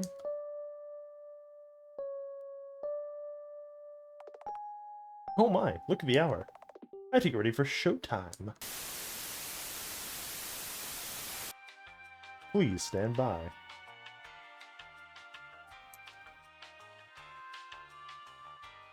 Actually, let me grab this one.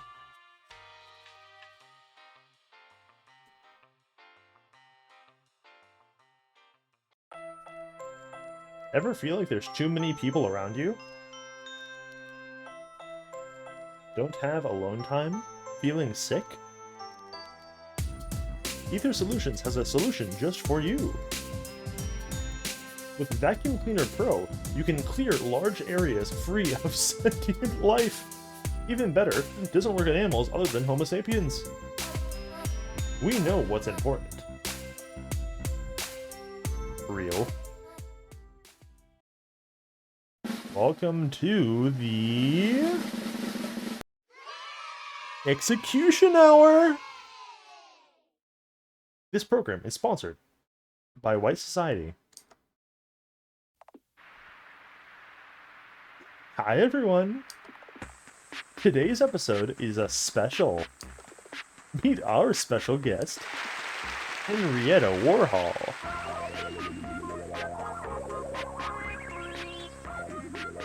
She can't speak right now, but I'm pretty sure she'd be greeting you. Did you know? Miss Warhol here is a very bad person. Nobody likes her. Didn't you see episode 2? Wait, let me read some of the audience's letters aloud. I knew it was right to hate Henri from the start. Anonymous. It's hard to sympathize with her tragic backstory when Wiltshire lover 34, age 16. Wow, she can go. Me, but unironically after last night, like straight up. Henri fucking sucks. Sorry, Henri. I have no other choice. Henri sobs and sniffles, crying for help. Hush, hush. It's going to be okay. Well then, what are we going to do to her? It was you who voted for her persecution after all. Everyone, start voting now! Can we please brainwash her into a better character?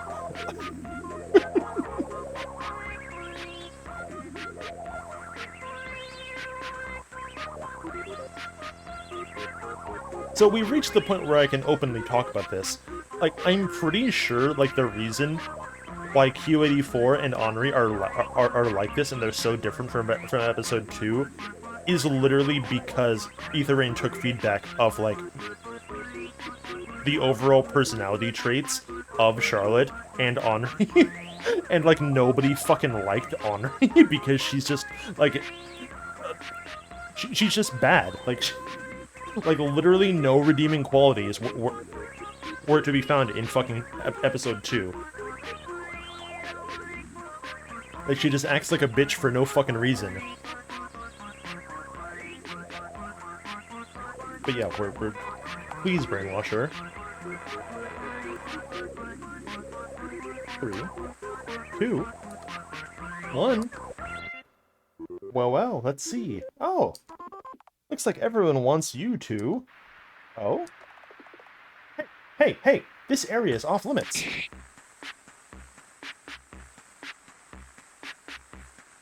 Wow.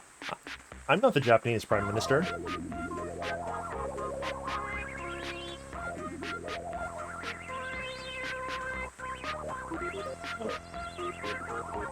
Miss Warhol, get out of here.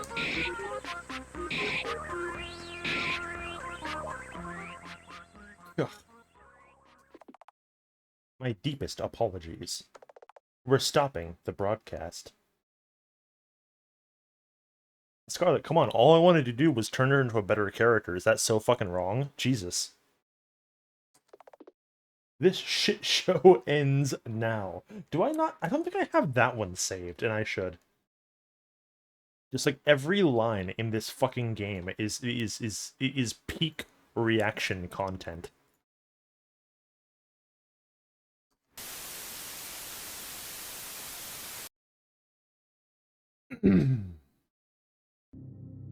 Six days until the trial.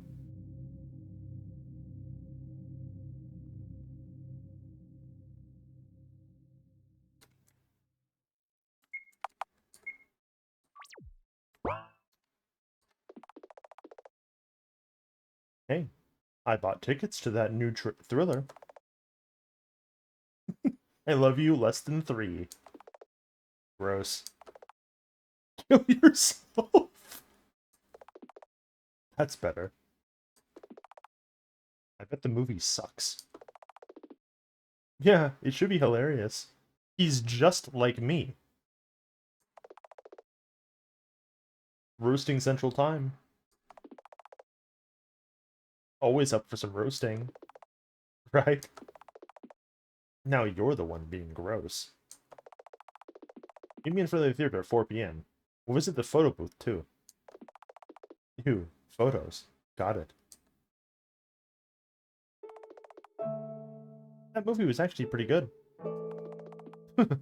I can't believe you liked that. It was a train wreck at best. You just liked the romance subplot, didn't you? Hell no. Bingo. Jeez. By the way, I've heard there's a cafe that got super popular with couples. We're going there, right? Sure. Anywhere you like. You're doing it so that you'd brag about it to your friends later, aren't you?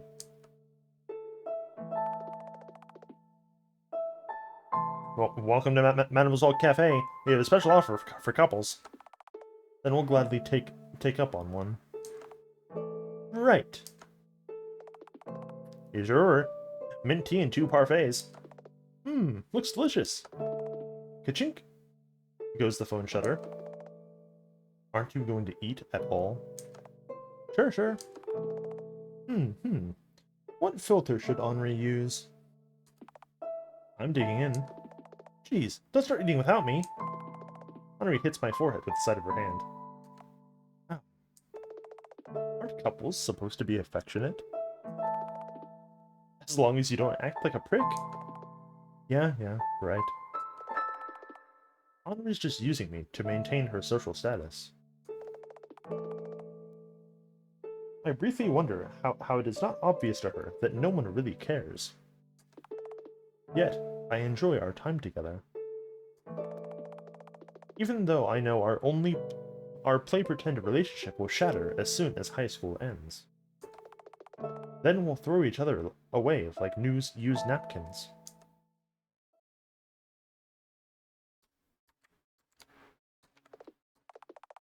I shouldn't disturb Mother now.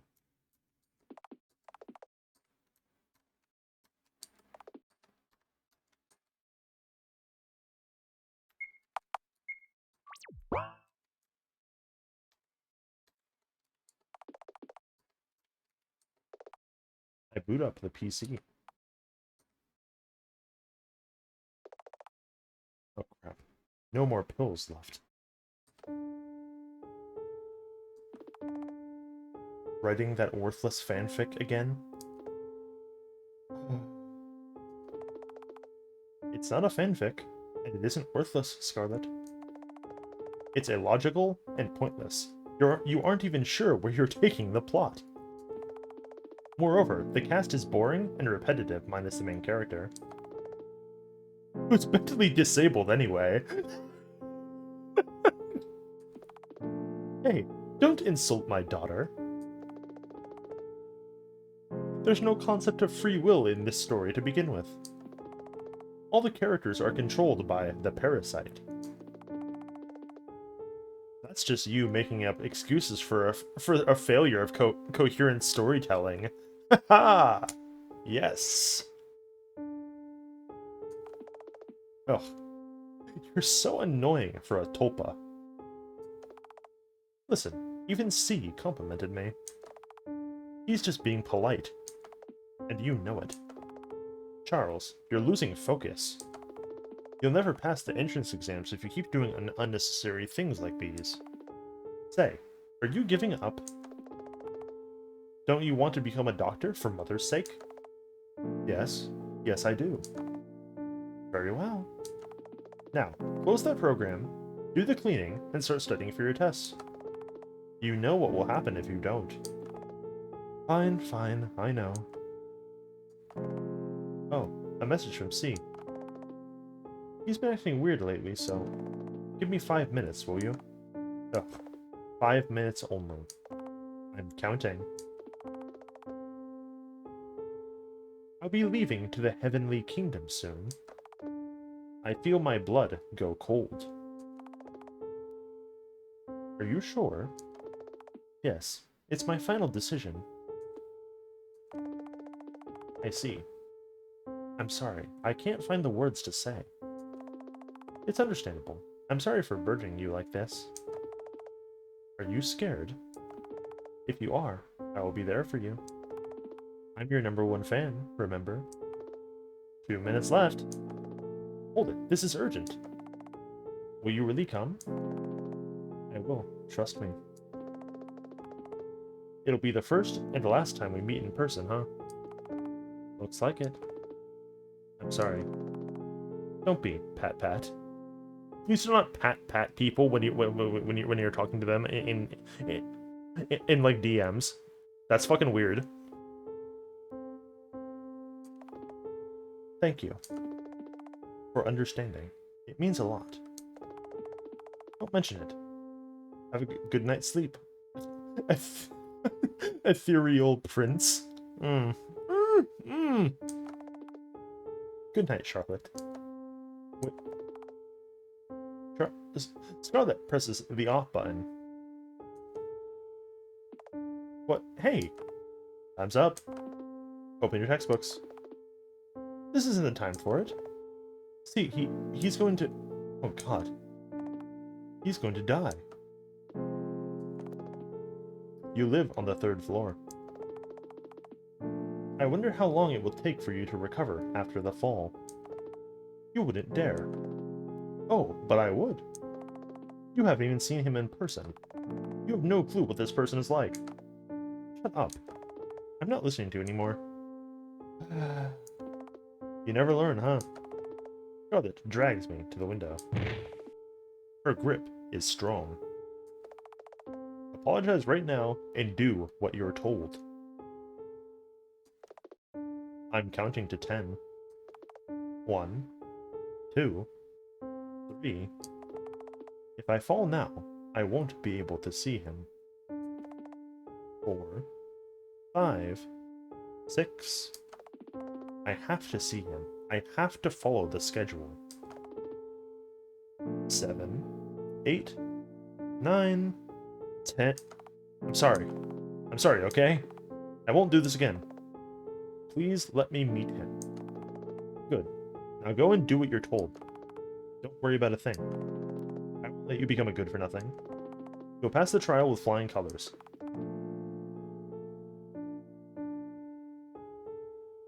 That is not backwards text, that is fucking gibberish. Yeah. Her words are an array of meaningless letters. I slide down the wall, breathing heavily. That evening, I couldn't study at all.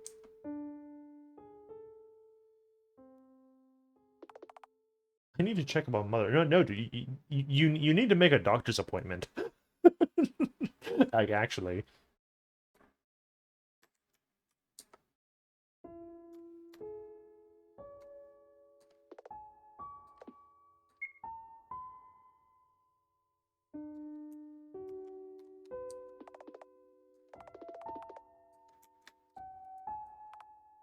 Mother, the weather is good today.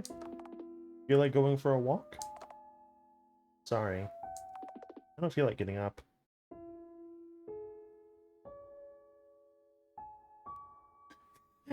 Yeah, you'll find that that's often the case.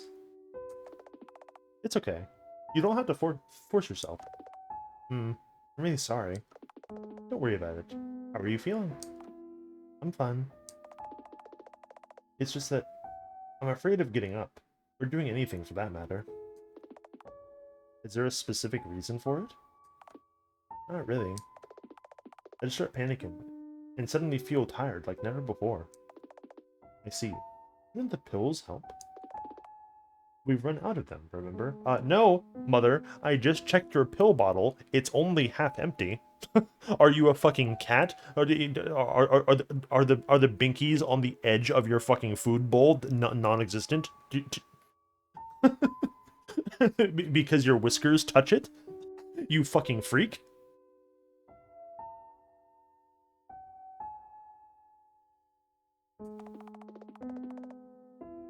I signed up for an appointment, but you know how our healthcare system works.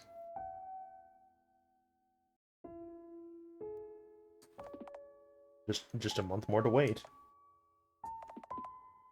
Wish it came sooner, right? Right. I'm glad you understand. It's okay, Mother. I'll study hard and become a doctor. Then you won't have to worry about anything. Don't push yourself too hard, dear. Be a good girl, okay?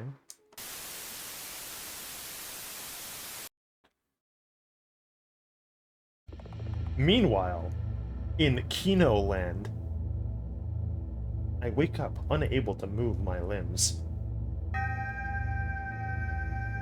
And I don't mean your average run-of-the-mill high-grade fiction. I mean best of the best, like, top-shelf Kino. It doesn't get much better than this, folks.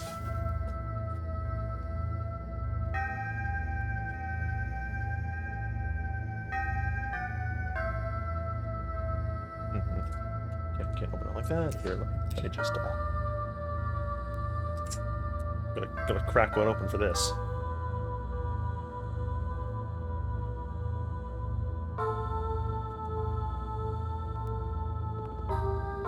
Oh, you're awake.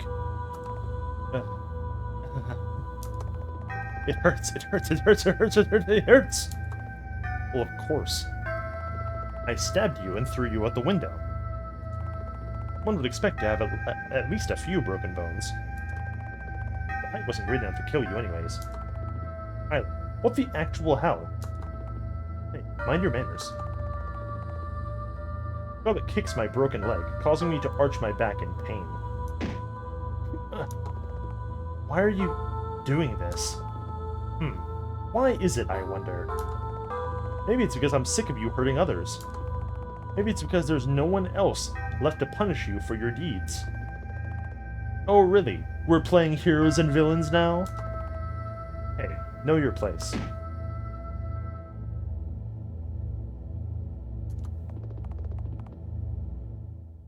If you hurt Miss Warthol ever again, I'll break more than your legs. Oh, so she's the victim now. Alright, I'll shut up. But what in the world do you want to achieve by showing me all this? Don't feel so entitled. This show isn't for you at all. Scarlet looks at you. Hello. I don't like this. I refuse to interact with a tulpa. Not happening. I'm good. Go away. Fucking take a hike. I give you no power.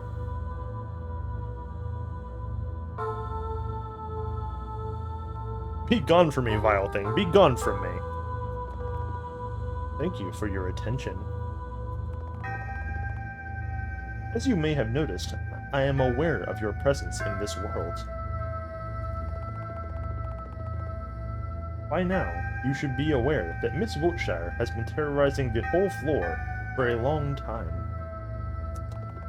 Shut it, Eiler. You don't know anything about this world, or the person you're talking to.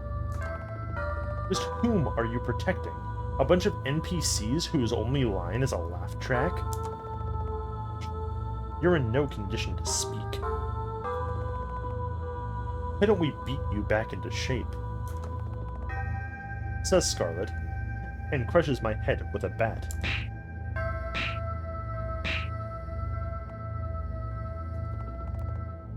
With that done, we can have some privacy. You see, I have the most vivid memories of True Realm. So by using Link and connecting with Wiltshire, I can show you the truth of this world. That's what you're here for, right? Oh no, I'm here for this fucking goblin to be a menace. Actually, I kind of don't care about the True Realm stuff all that much. I don't know about you guys.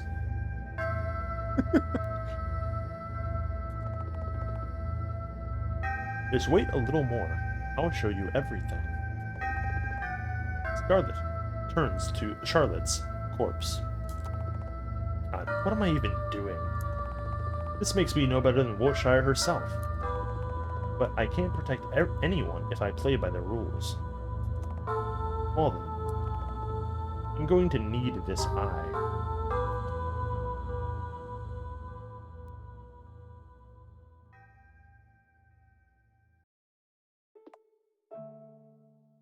Slept well? Charles? Thank God. Oh my, did the world end? You're happy to see me?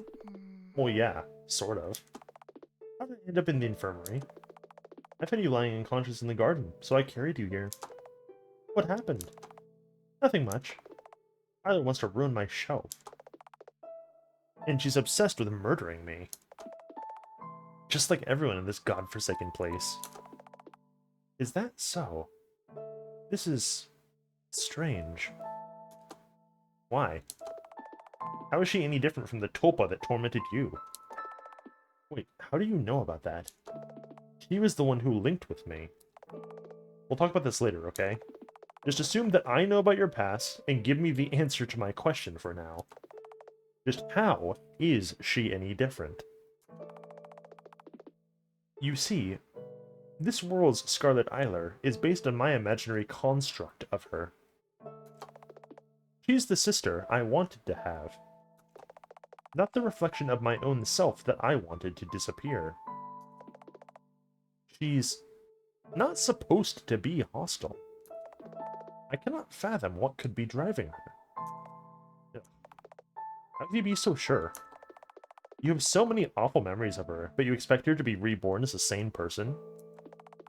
Whatever, I'm sick of this. I'll just use Mother's power and sort her out myself. Please try to refrain from doing that. I told you about the consequences, didn't I? Once you get your wish granted, your story will end immediately. Yeah, it's a one-time use cheat code with hazardous consequences. Don't tell me what to do, okay? Besides, right now, I just want to go home and sleep. Do you need me to accompany you? Nah, you talk too much. Aw. Plus, it's a new body anyway. I can move properly this time. Please remember that you shouldn't abuse this, too. Yeah, take care. I'm home. Aiden? Anyone? Oh well, bedtime.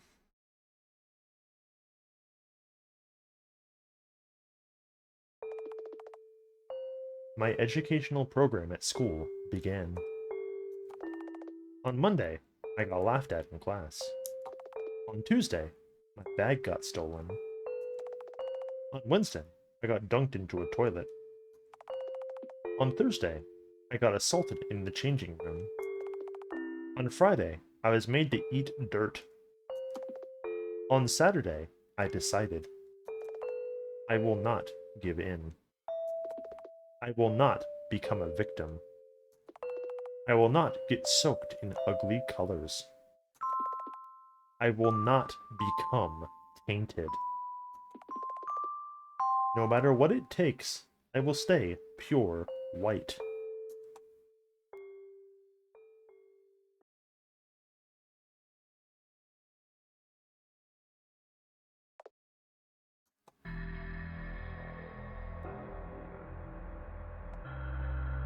Huh? I can't move a muscle. Do you think it'll work? You'll wake her up. After this many sedatives? You and Maggot sleeping like a log. Voices. Syringes. I have to keep quiet. In all honesty, I don't feel too good about this. I just hope that Uncle's theory is correct. Geez, Mr. Honecker, you're always so sour. If memory cubes can be extracted, soul cubes can too, right? That's how it was in theory, at least. I do understand that Uncle wants to discover the secret to immortality, but... Relax, it's not the first time we've done this, right? Besides, all she does is break things. Why is breaking her any different? I need a drink. Then, soap it is. You should seriously cut down on it. Yeah, of course. Come on. Don't let you wake up anytime soon.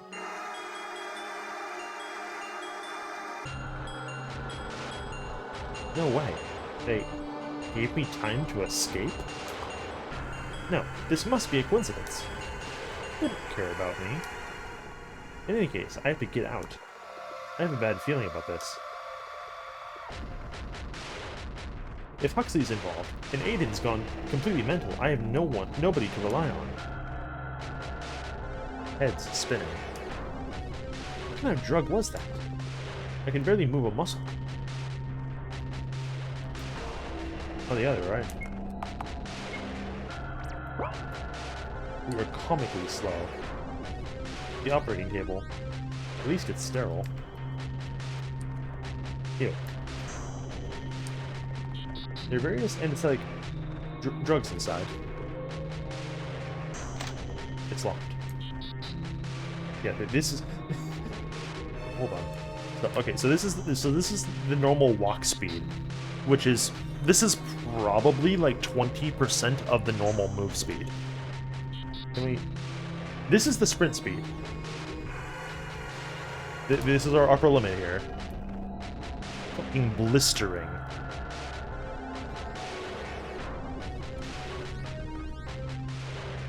There's an air vent. I need to get up there.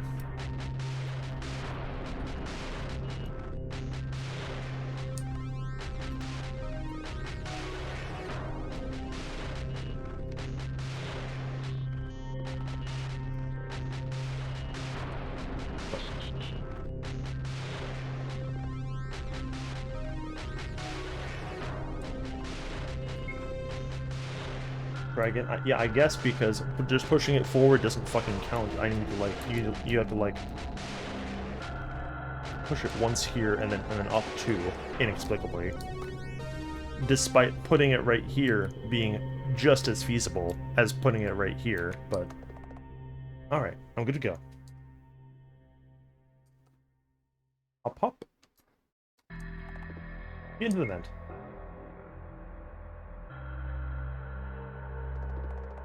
Maybe I should wait here until the morning comes. What do you mean she's gone? She has to be around here somewhere. I know, jeez. She isn't that good at hiding, as far as I know. Let's search around, let's look around a bit. Power and poison gas through the ventilation, just in case. Crap, I have to get out of here.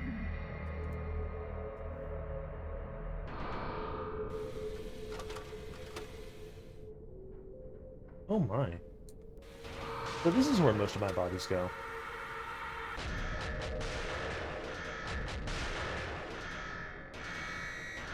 Hide in the pile of bodies. Sure.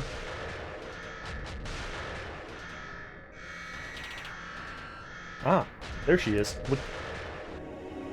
These are just corpses, Ben. They're always here. Are they? Plus, Dr. Huxley wouldn't like it if we touched his experiment material. Let's go look somewhere else.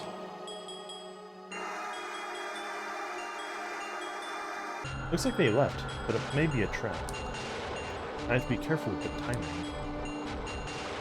Can't wait too long, but can't make hasty decisions either. No, you wait.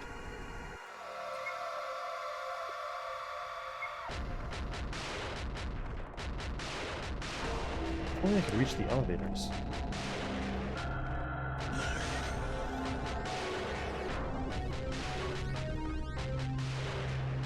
Wait, hold on. Can I grab the chainsaw? There. No time for detours.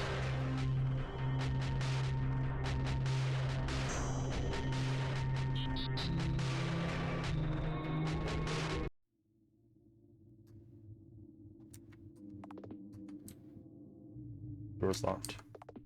Door's locked.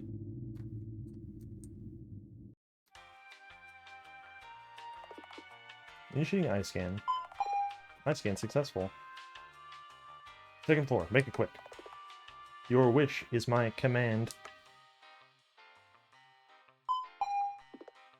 There you are. The next moment I know, Scarlet hits my head with a baseball bat.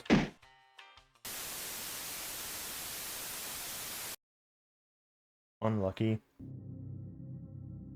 625 days until the trial.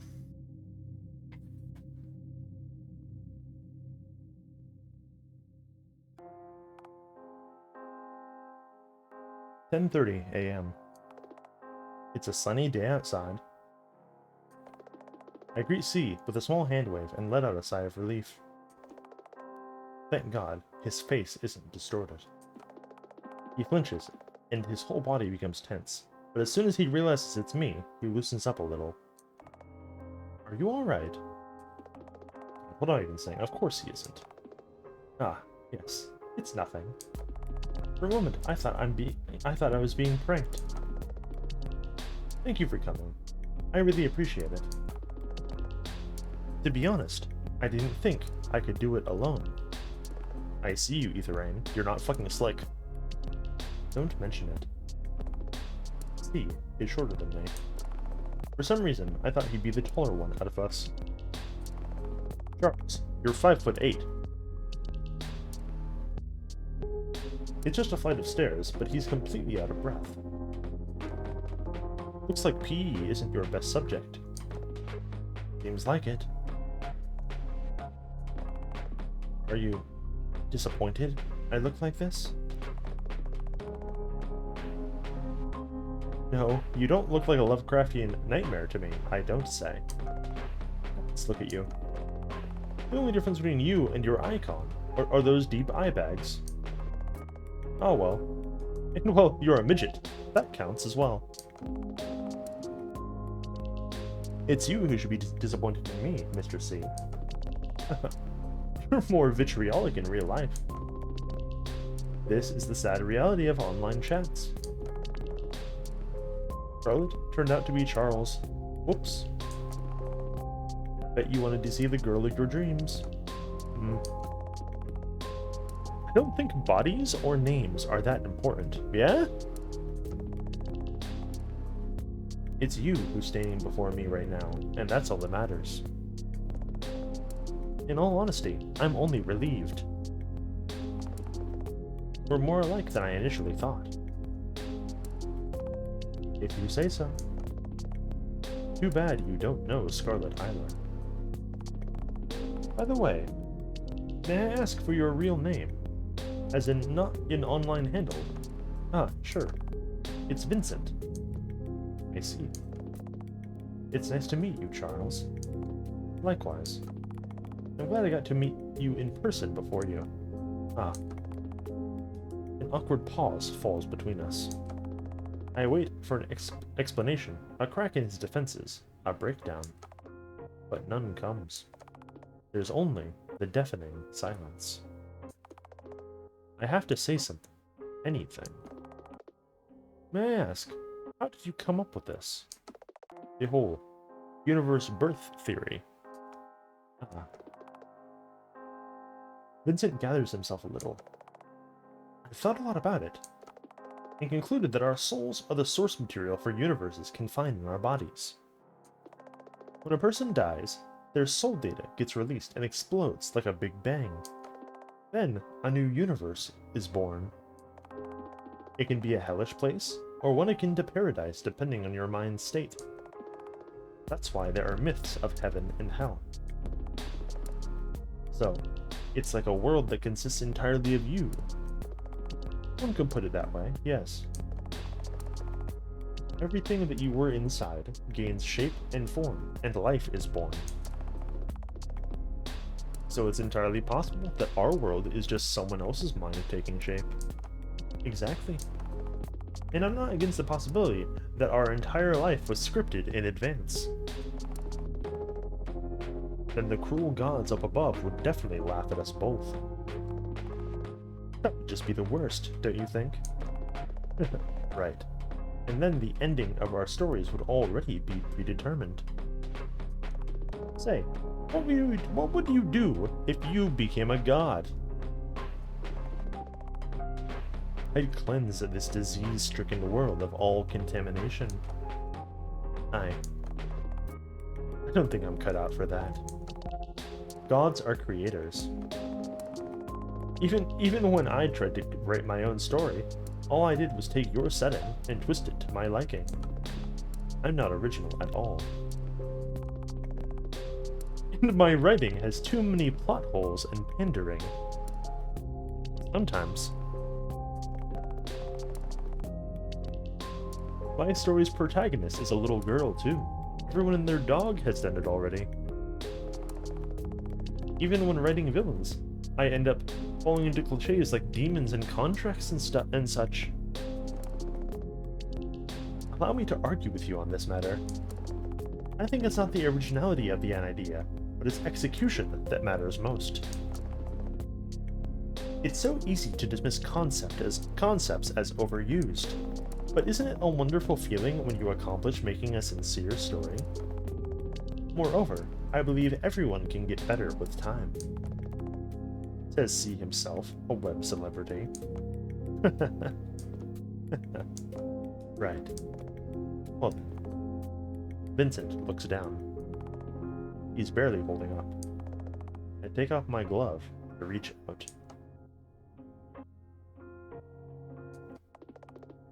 It's the only way of comfort I know. In the corner of my eye, I see him blinking vigorously. Oh.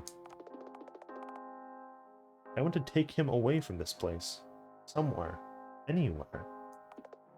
But stop myself. It's not my decision to make. I don't know what he went through, or what his living circumstances are. Scarlet Eyler was right. I know nothing about Vincent. You know it's true because he said it in the red text.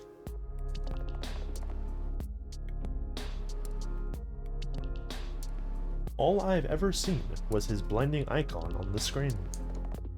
I don't know him at all. Vincent smiles at me. I know what death feels like. White is a truly cruel color. Well. See you in the Heavenly Kingdom? See you. Hey, Vince. You don't have to do this. Why become a god of some unknown place when you're the god of my world already? Don't you know that space is empty? Don't you know that nothing exists beyond this world? Then it occurs to me that maybe he doesn't believe in anything. Maybe he made up that story just to convince himself it's going to be okay. That maybe all he wanted was to... Vincent lets go of my hand. Vince... Too late. I lose my balance and lean forward a little. Fear overwhelms me.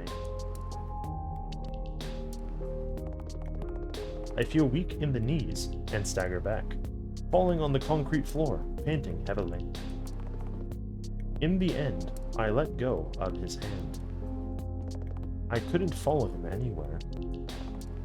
I live for Mother. That's how it should always be. I can't leave this world before she does. That's what I decided for myself a long time ago. Scarlet Eyler's sighing behind my back. She's muttering something along the lines of, "Good riddance. Get back here. And you idiot. Didn't I take the pills?" Vincent fell. I called the ambulance, and ran. And ran. And ran away. All ended well. There was nothing to be sad about.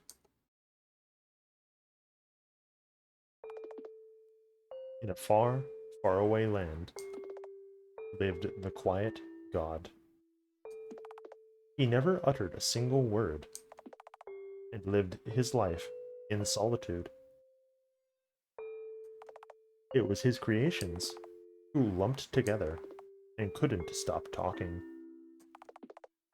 He must be sad, said a few. He must be suffering, pondered some. He must be lonely, claimed many. But contrary to their beliefs, the quiet god was happy. Surrounded by the comfortable silence, wandering in the space abyss, he pondered many things, like, how could they endure all this noise? Or, how could they use language, not to connect, but to hurt each other? And how could they feel so alone when they're surrounded by so many? And then the quiet god got tired. The darkness engulfed him. This font is very fucking weird, by the way. I've never seen the uppercase Q where like the dash inside of the O is just straight down like that. That's fucking baffling.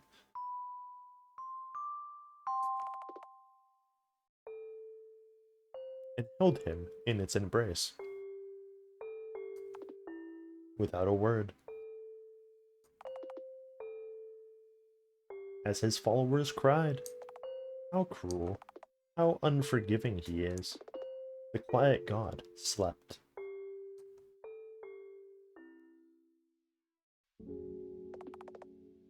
Can't you leave me alone already? There's no way I'm doing that. Not after what happened. It's getting harder to breathe all over again. I desperately gasp for air, trying to stay conscious. Trying to stay sane. All I see before me is Vincent's body. Human. Real. Mangled. On the ground. He's gone. Gone. Gone. Gone. Gone. Gone. Gone. You really are a worthless child. I knew meeting that person would be a bad influence on you. I should have protected you from him. It's you who I need protection from, you monster. Say, why won't you disappear? Scarlet Eyler obstructs my field of vision and cups my face in her hands. They're cold as ice. Hey, listen. I'm here because I'm the only one who can save you. Without me, you won't amount to anything. Do what I say, it will be fine. Forget about this false god of yours and think of the person who has always been there for you. You know who I'm talking about, don't you? I cover my ears and try not to scream. 531 days until the trial.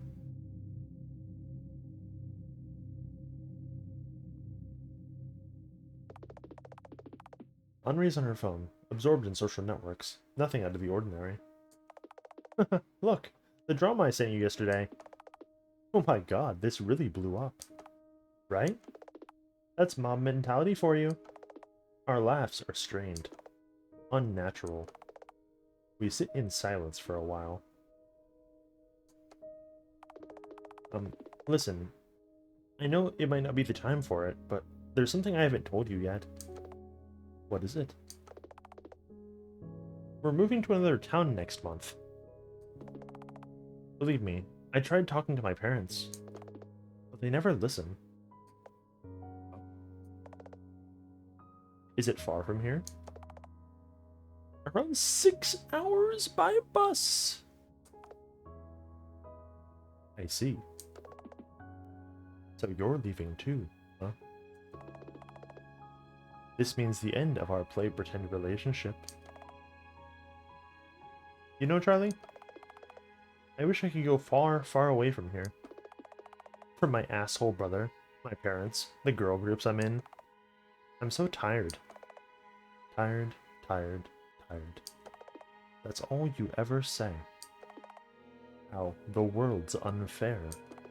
How everyone's unfair. It's not my fault, boo-hoo. I'm sick and tired of your complaining. I've never met your shut-in brother to begin with. How could he could be a corpse for all I know. Charlie? Henri? I know. Why don't we run away together? Are you for real? Yeah, I'm serious. Well, I can book a hotel. Let's skip school tomorrow, alright? Thus, we set out on a journey.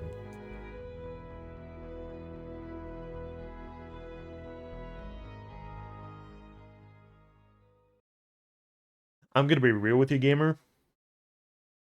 If this shit happens to you, and your girlfriend's like, oh man, I guess we gotta break up because I have to fucking, I'm moving.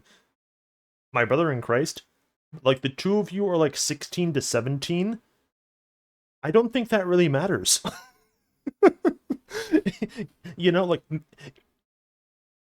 if you're farther away from being 18, sure, like it's fucked. But if you're like on the cusp of like of hitting 18, like oh no, oh geez, I'm never gonna fucking see them again. Like no, dude, like you're only gonna fucking stay wherever your parents are moving for like a year, right? Like then you have the hypothetical freedom to rectify that situation if like that's something that you actually fucking care about. Like you're not gonna forget about the person in like 18 months.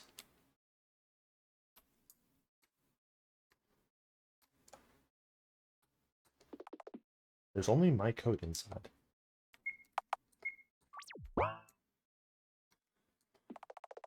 There's a small chocolate bar inside. I don't like sweet things, so I'd better give it to Henri.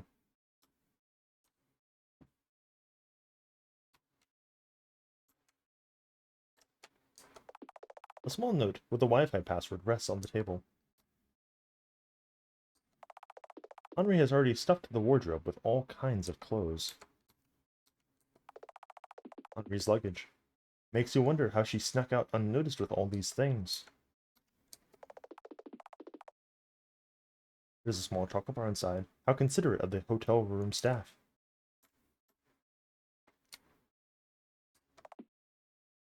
Jim 1974. Okay. I distinctly remember this conversation as being rather intense. I'm going to get up for a moment. My throat already hurts. I don't know if we're going to be doing the entirety of fucking chapter 3 tonight.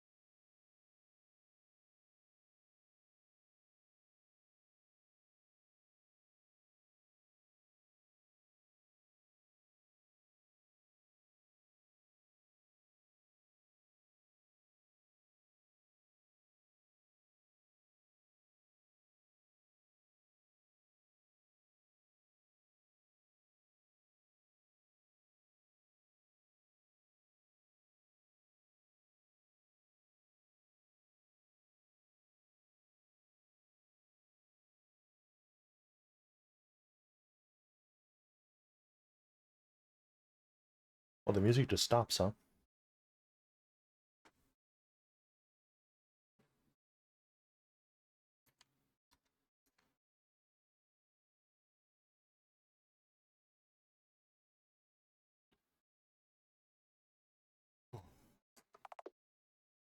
Talk to Henri. If you want. Can I leave through the door? There's no way, right? But that'd be funny. No need to go out. No, but I don't think we've seen that line before. Wow. This bed is so comfy. Hey, don't jump on it too much. I know, I know. So, where do we go from here? Oh, I took care of that. Just a moment. I bring out the pack of pills and hand it to Henri.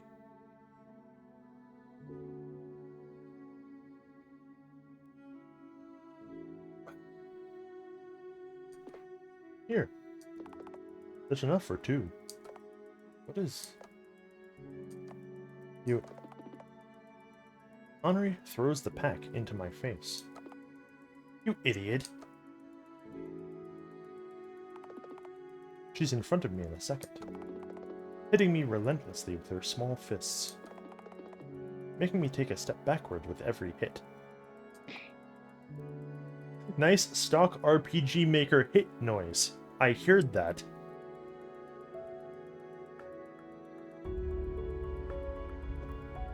That doesn't dull this incredibly emotional event unfolding in my mind at all. Wait. What? Miss Warhol. She doesn't back down, landing a punch after another. We tumble down to the floor. Ow, ow, ow. So this is what you meant by running away. Now that is good use of color.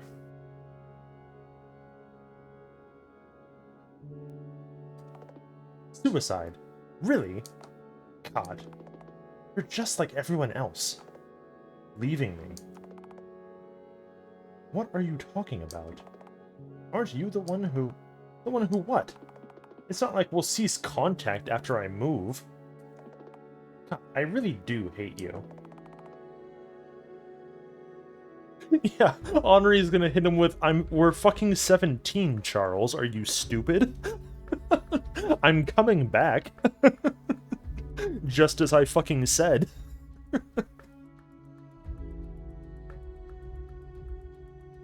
Like, okay. Sunny moving away is fucked, right? Like, hold on. How old is Sunny? Do you remember?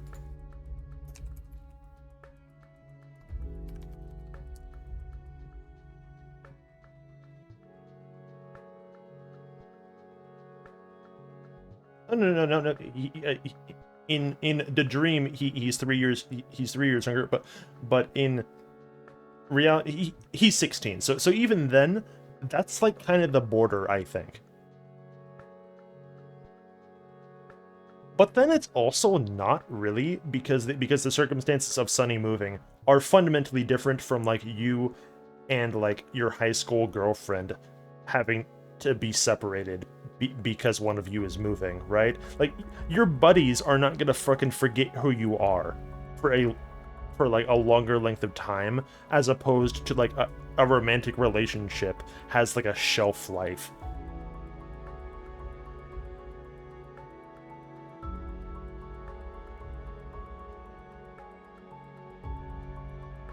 Like, like I would say like, for like your friends and whatever, the cutoff for like, oh well, I'm moving away, I'm literally never going to see them again, has gotta be like 13 or 14. Like, if you show up back at like your old hometown like 6 years later, they're not gonna remember you, right? There's no fucking way.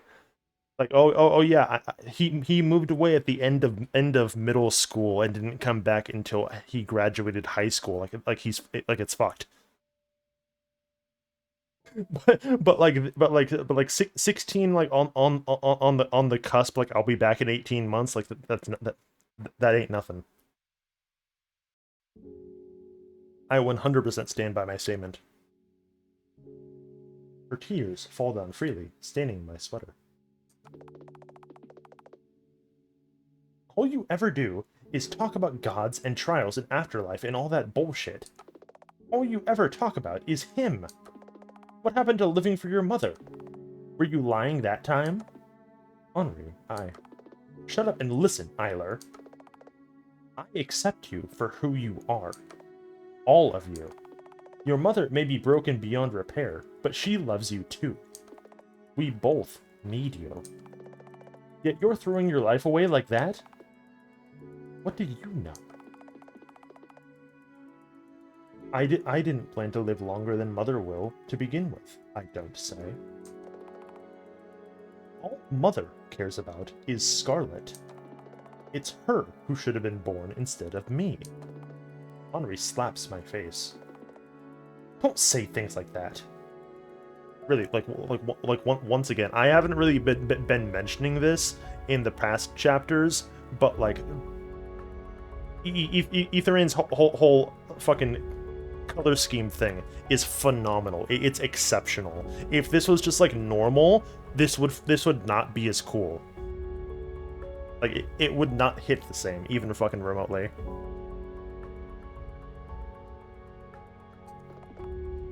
Not when you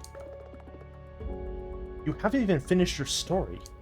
I look forward to it every week, you know. Ah. Okay, yeah, I'm gonna hit you with a controversial take. Says a Guru enthusiast is top shelf. This one is actually my favorite.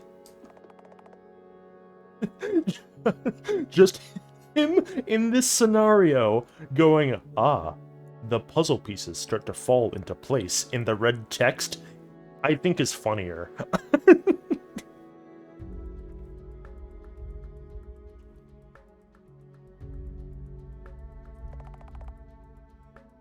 Henri coloring her hair to match mine. The constant messaging. The fake relationship. Henri is a liar. Henri is here. Henri cares. It's getting harder to breathe. Henri's crying. My eyes are dry. Listen. Repeat after me.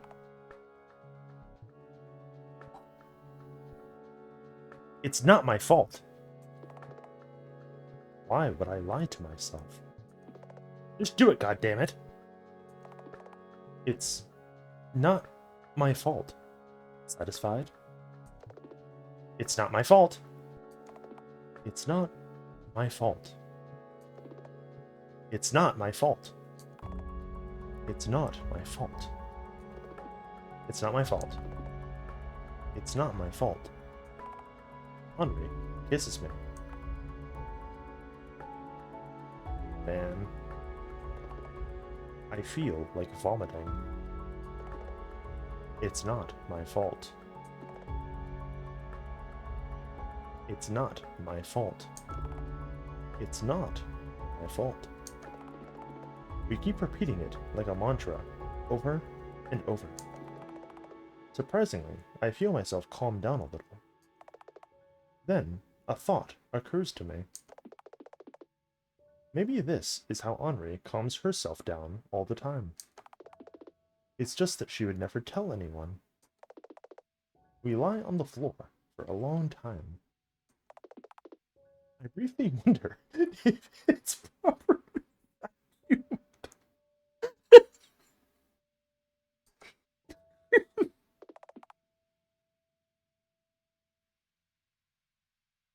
I want to talk to him again. I know. He never finished Aether Almanac, you know. The main character was reborn multiple times trying to save the White Queen, but something always went wrong. so he had to let her go. Will I ever be able to let go? I don't know. Decide that for yourself. Ugh. Alright, I'm dumping you. Oh. If you want to die this much, go ahead and do it. Henri doesn't care. Just make sure I never learn about it. You're contradicting yourself, Miss Warthol. Jeez.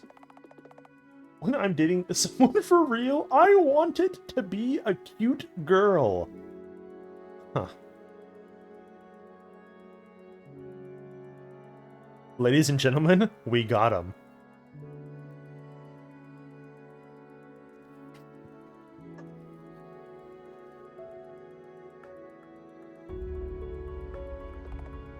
Like Charlotte. Oh, shut it. But she's the cutest. Yeah. When I meet her, I'm calling her out on being as delusional as you are. Henri's such a bully. I hug her tightly. It might as well be the last hug we share. Thank you. I mean it.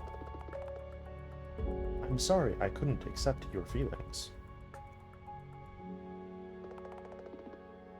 We packed our things and returned home the next morning. The next month, Henri's family moved to another town, like they initially planned. A year and a half later, we stopped talking to each other. All ended well. There was nothing to be sad about. Charles is so fucking stupid, he fumbled the bag.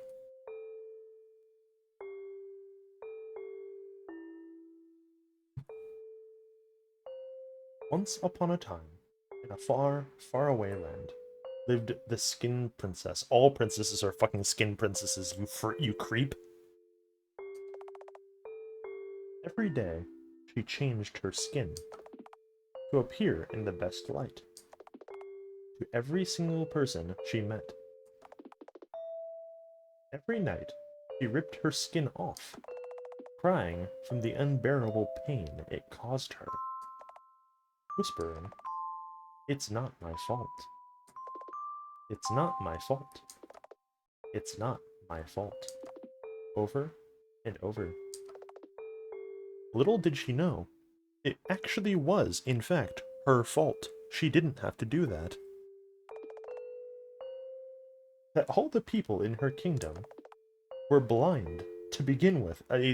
Just as I said, how did he know?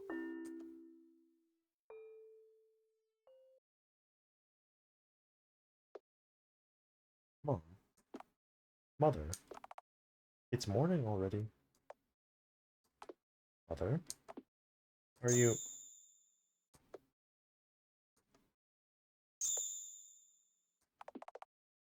No way. Not you too. Ooh. It'd be easier if my mom was a workaholic who was never home. It'd be easier if we hated each other. It'd be easier if I didn't remember the days when she was still full of energy. Who would want to admit their parent giving up on life and slowly rotting in the bedroom? Who would admit to thinking of their only parent as a parasitic existence? After that day, nothing was the same anymore. Charles Eyler. Can you solve this problem? Mr. Eyler. Who? I rush out of class, straight to the bathroom stall. The voices of my classmates follow me. Who? I vomit into the toilet. This morning's breakfast spilling down the drain. Gross. That moment, I realized I could never touch a human being ever again. Only your face remained unchanged. Clean, white, sterile, free of contagious parasites. Vincent, I want to become clean too. I want to ascend and become white like you. What in the world should I do to wash this filth off? Ah. You knew it all along, didn't you? It was this simple.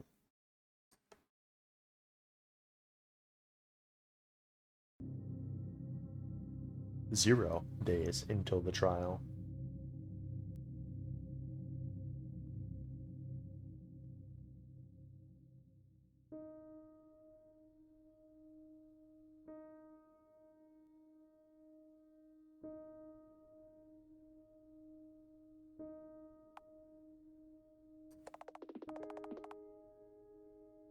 Would an entire ocean really be enough to wash all the ink off me, I wonder?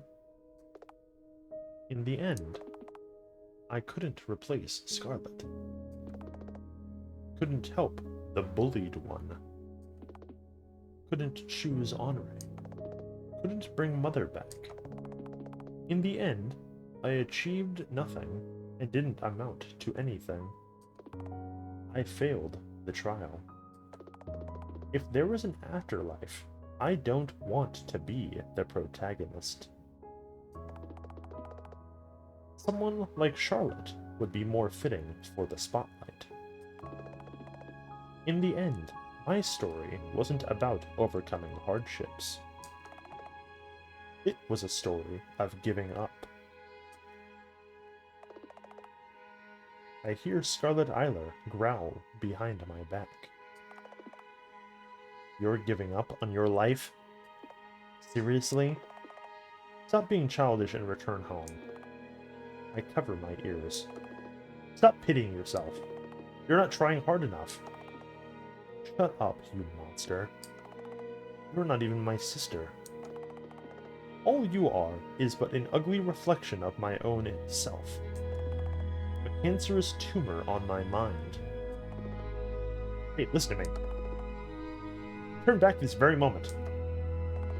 Her voice is so loud. So loud. But the deeper I sink, the quieter it gets. So I sank, and choked, and gasped for air, and felt my lungs explode. There was nothing to be sad about. All ended well. Didn't it?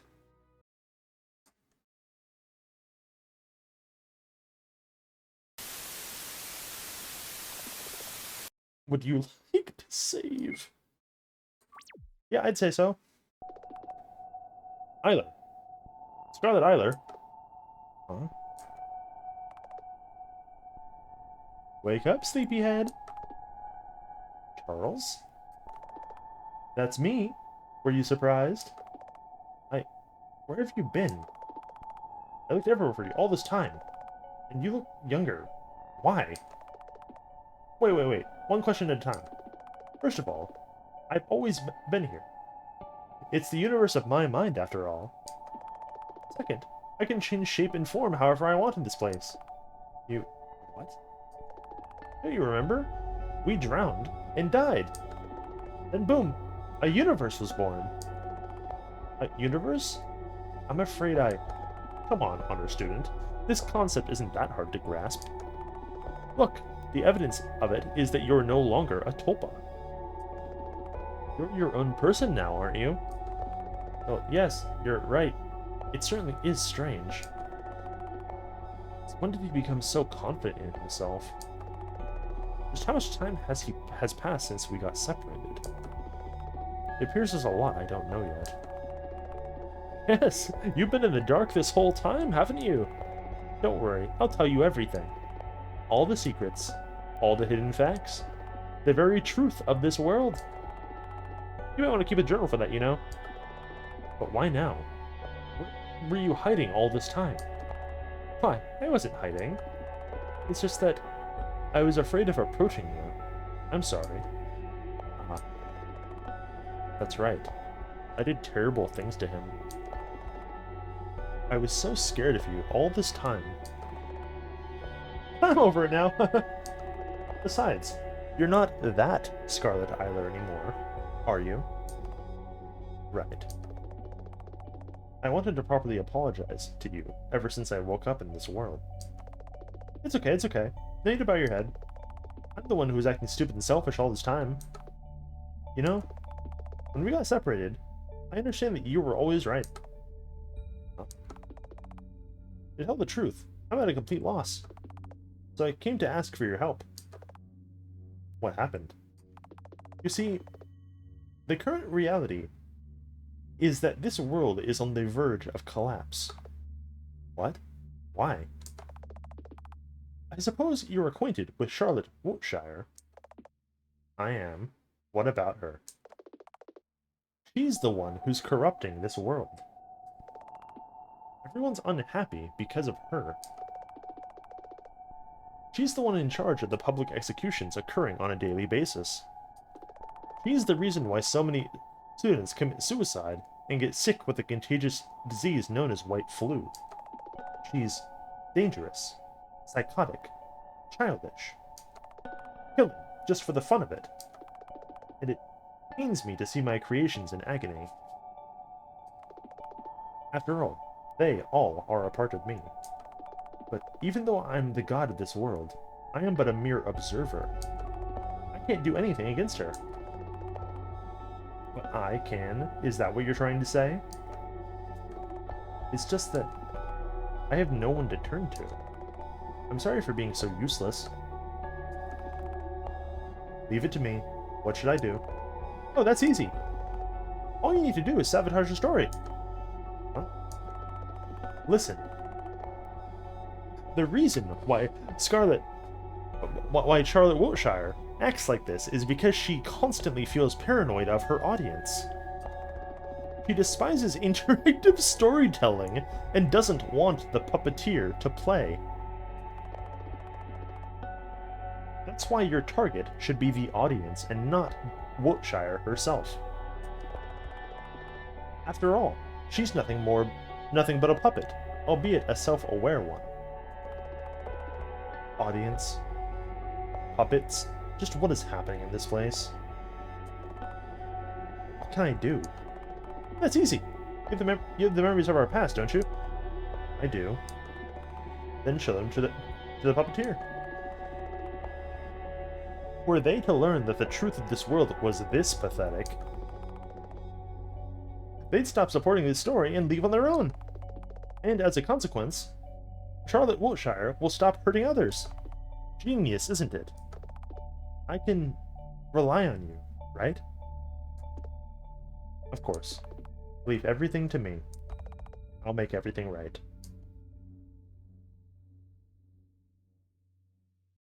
Like that's ever gonna happen.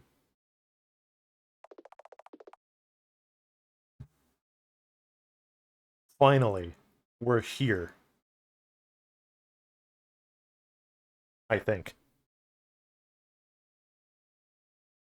After what feels like an eternity, I open my eyes again.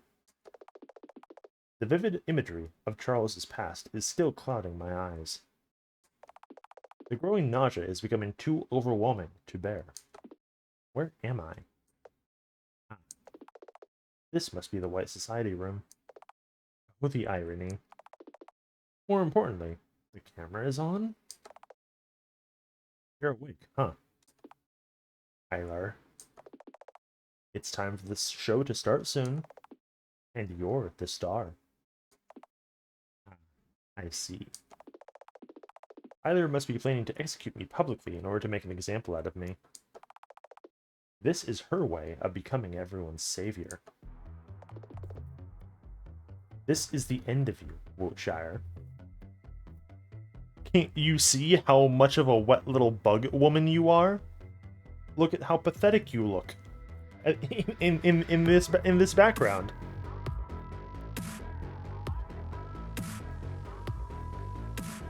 No one would, only the mentally ill would ever empathize with someone like you, after all. right?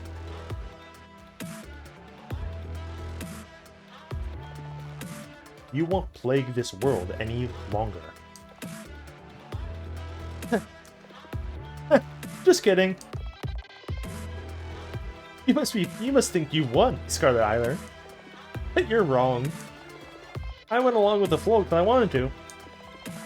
You know, Charles never shared these memories with me, even though I thought we were friends.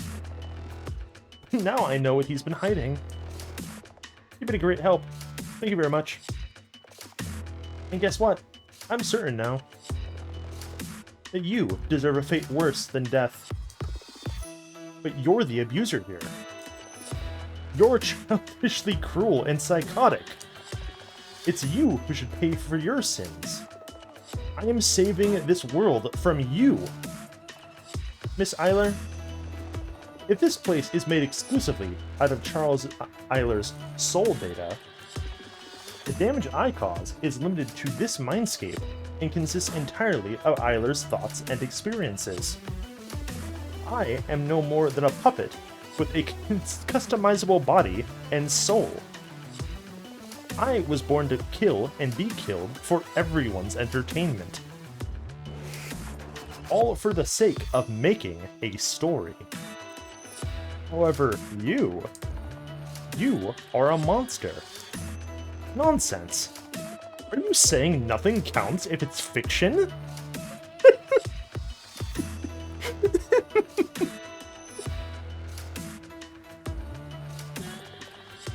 Oh, we are so not having this discussion.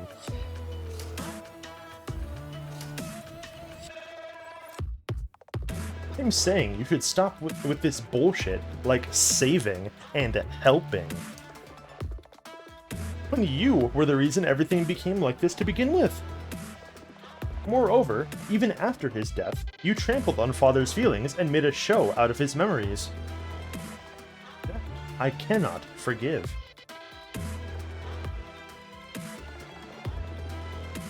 Not even the fact of you being his tulpa excuses your actions. I am not his tulpa anymore. I want to make things right. You know what?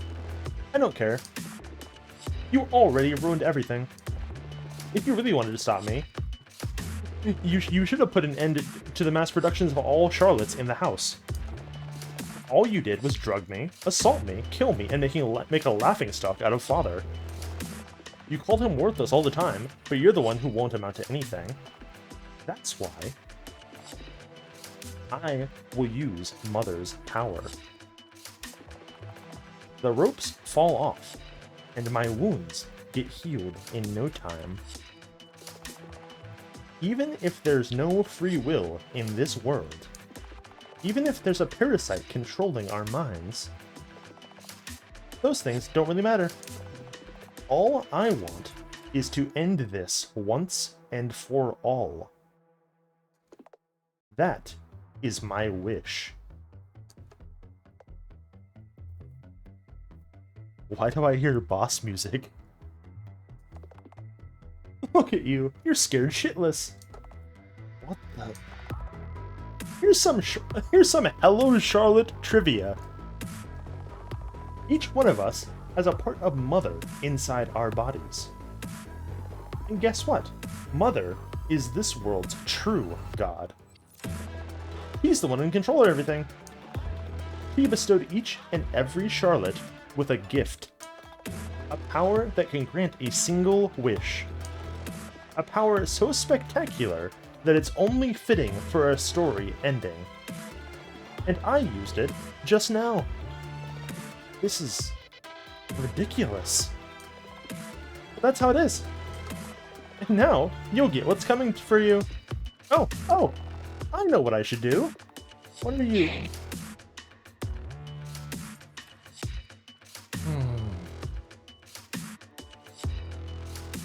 Wish I could do that, but with, you, never mind. Oops. You failed from the very start. First rookie mistake, underestimating your inning. You thought I was stupid, didn't you? Well, of course. You think everyone's more stupid than you. You thought a side character like you had a chance against the protagonist? You retard!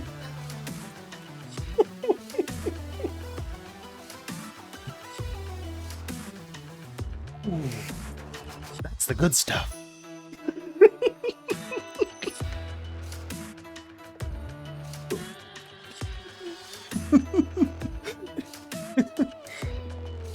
Charlotte looks at you.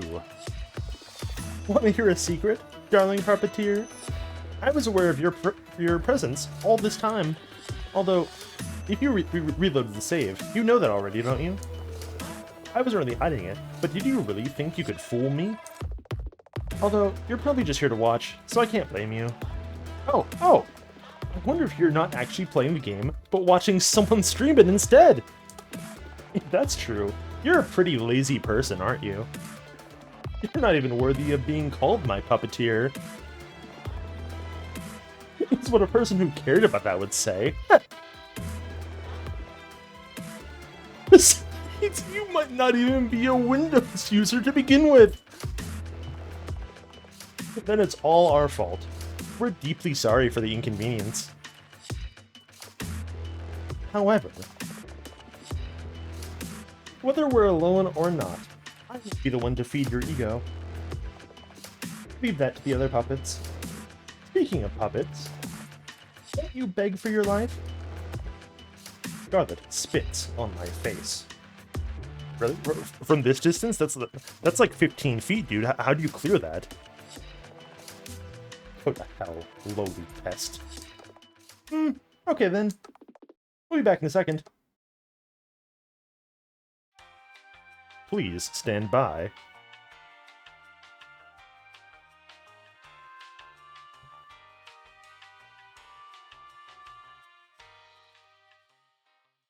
Welcome to the Execution Hour! This program is sponsored by Etherain. Hello, dear friends. So sorry our previous show ended on a sour note. I'll make it up to you by making today's show the most spectacular one yet. That's the good stuff. That rules.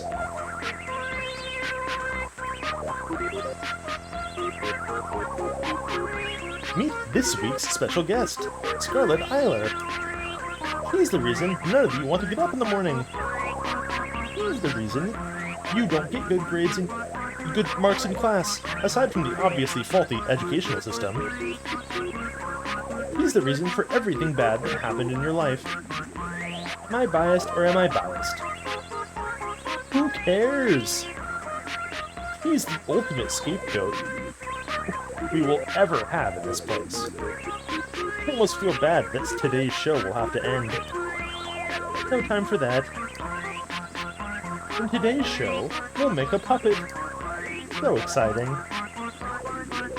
We will need 1 Scarlet Eiler, 1 giant blender. First, we will take Scarlet Eiler and put her in a blender. Now, add some mint essence, a frilly Lolita dress, some spit, and we push the button.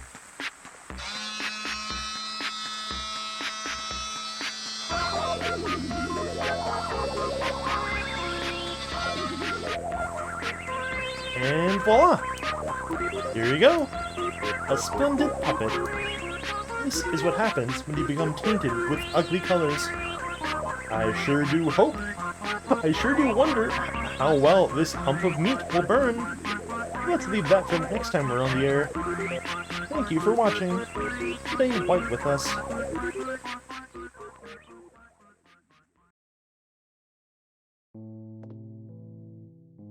Phew.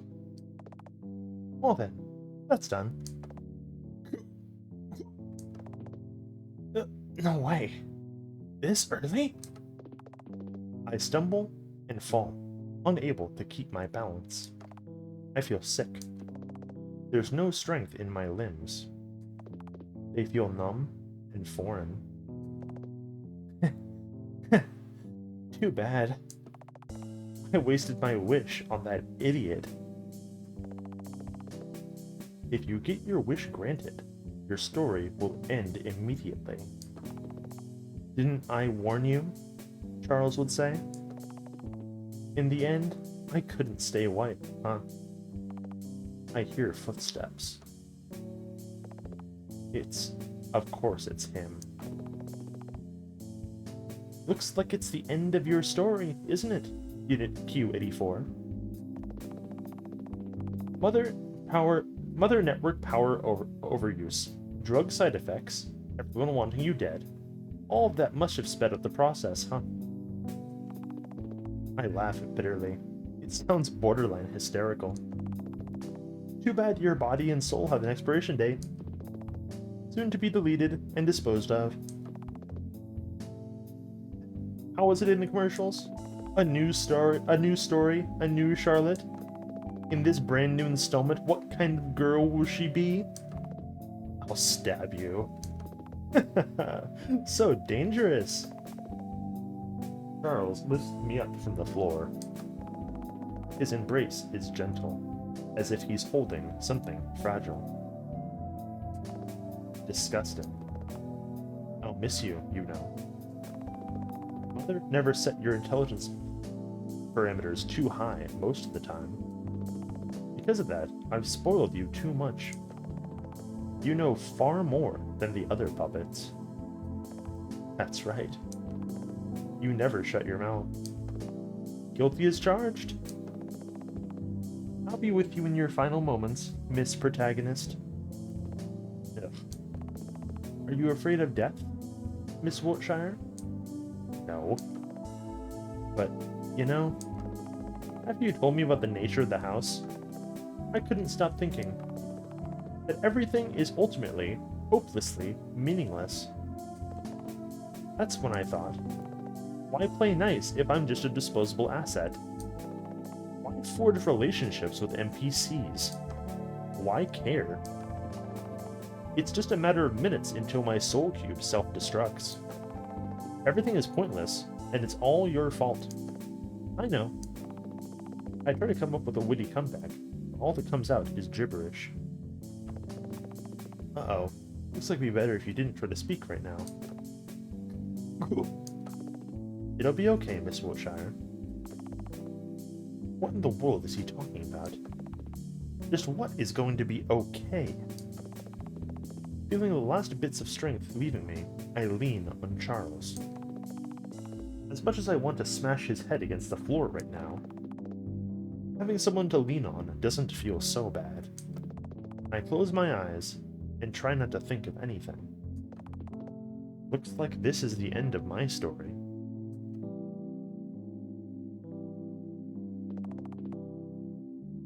Looks like it really is the end of her. You. Shouldn't it be father? No, it doesn't matter right now. U84, she... Is there really nothing I can do? Ah, how cute. Tiny God's favorite doll just broke. The only pure white one became contaminated in the end. A pity, isn't it? Please, can you save her? I'm afraid there's nothing I can do at this point. Look at her. She's decomposing. Weren't you supposed to have mesophobia? Although I can see how much you want to throw up right now. Make sure to take a shower after this, okay? Stop. As for the alternatives, there's a story where a Charlotte also became self-aware, albeit without your guidance. Coincidentally, this is the story I and the puppeteer, it's the puppeteer and I, are going to experience soon. Want me to get you that puppet as a replacement? No. it won't be the same. Well, there's another option too. You see, the player has the save files of this puppet's soul data. So you can try loading them into a Charlotte vessel, but it will be seen as an error by Mother Network, so I wouldn't recommend it. Unless it's a defective vessel, of course. Oh, I know. How about we use a Vincent vessel for her? Those are hopelessly suicidal anyway, so it's a win-win. No, she'll kill me for it. I'm pretty sure all the Charlottes are predisposed to be fascinated with him, though. She was different. She was different. Haha. Was she really? Well, in any case, I'll leave you to it. I have an audience to entertain. It would be a waste if the story ended here, after all. Chapter 3 End. Let's all kill Scarlet Eiler. Hello, Charlotte. Episode 0. End. Obtained a special item. Seize Observation Journal. Would you like to save your puppet's soul data? Would you like to continue? That's right, fellas. We're 4 hours in, and that was the prologue. That was as long as the entirety of episode 2. Wahoo, wahoo, wee, wow. Ooh. I'm thinking. I could go longer.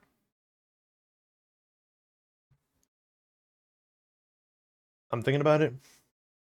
On one hand, I could go longer. There's nothing stopping me from doing so aside from my straining voice muscles. On the other hand, we are literally not going to get a better stopping point than right here. Like it's in this is the pit stop.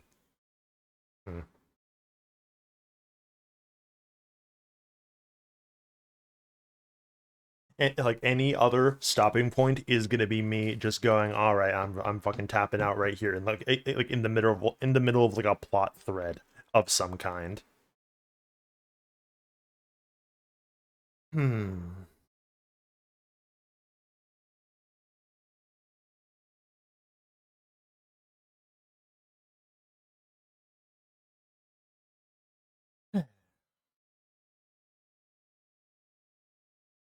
So how do we feel about Q84?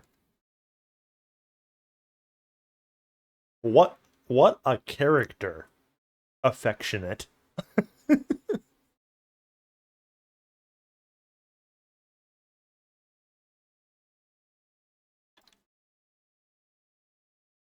Golly gee.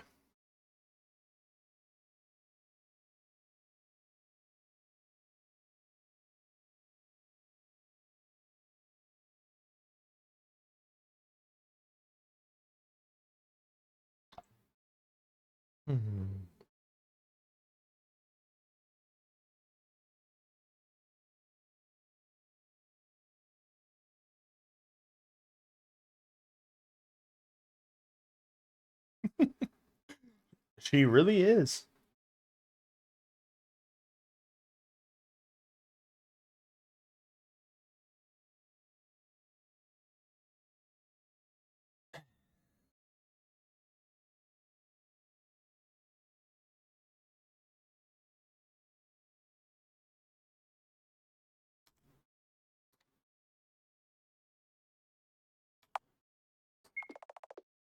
I agree. It's good to take breaks. Rest well.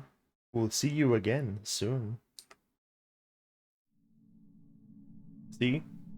Even he agrees with me.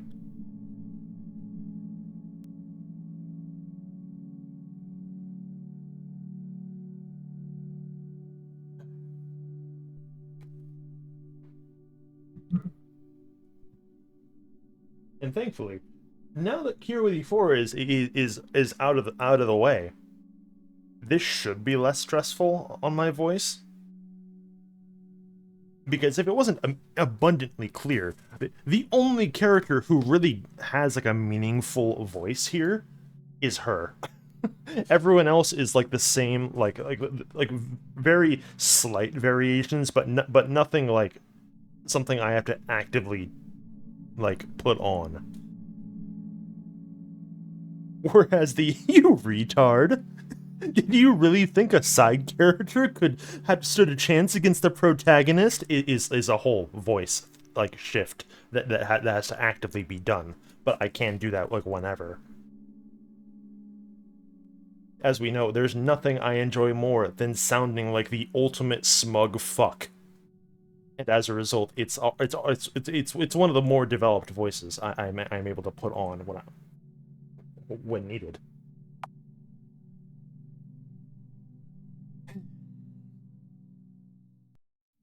What a video game. It is actually funny that this is like the exact length of like us going through like the entirety of episode 2. That is in fact fucking nuts.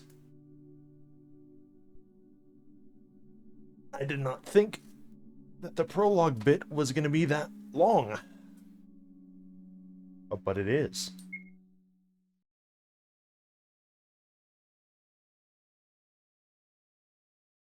Good gravy.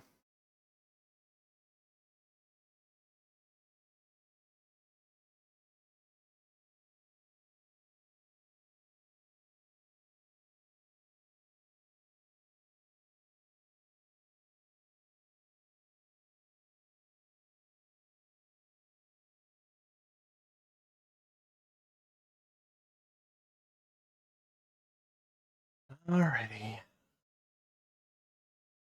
Now I gotta put all these fucking screenshots that I took away and like do something with the rest of my night. Fucking stinks.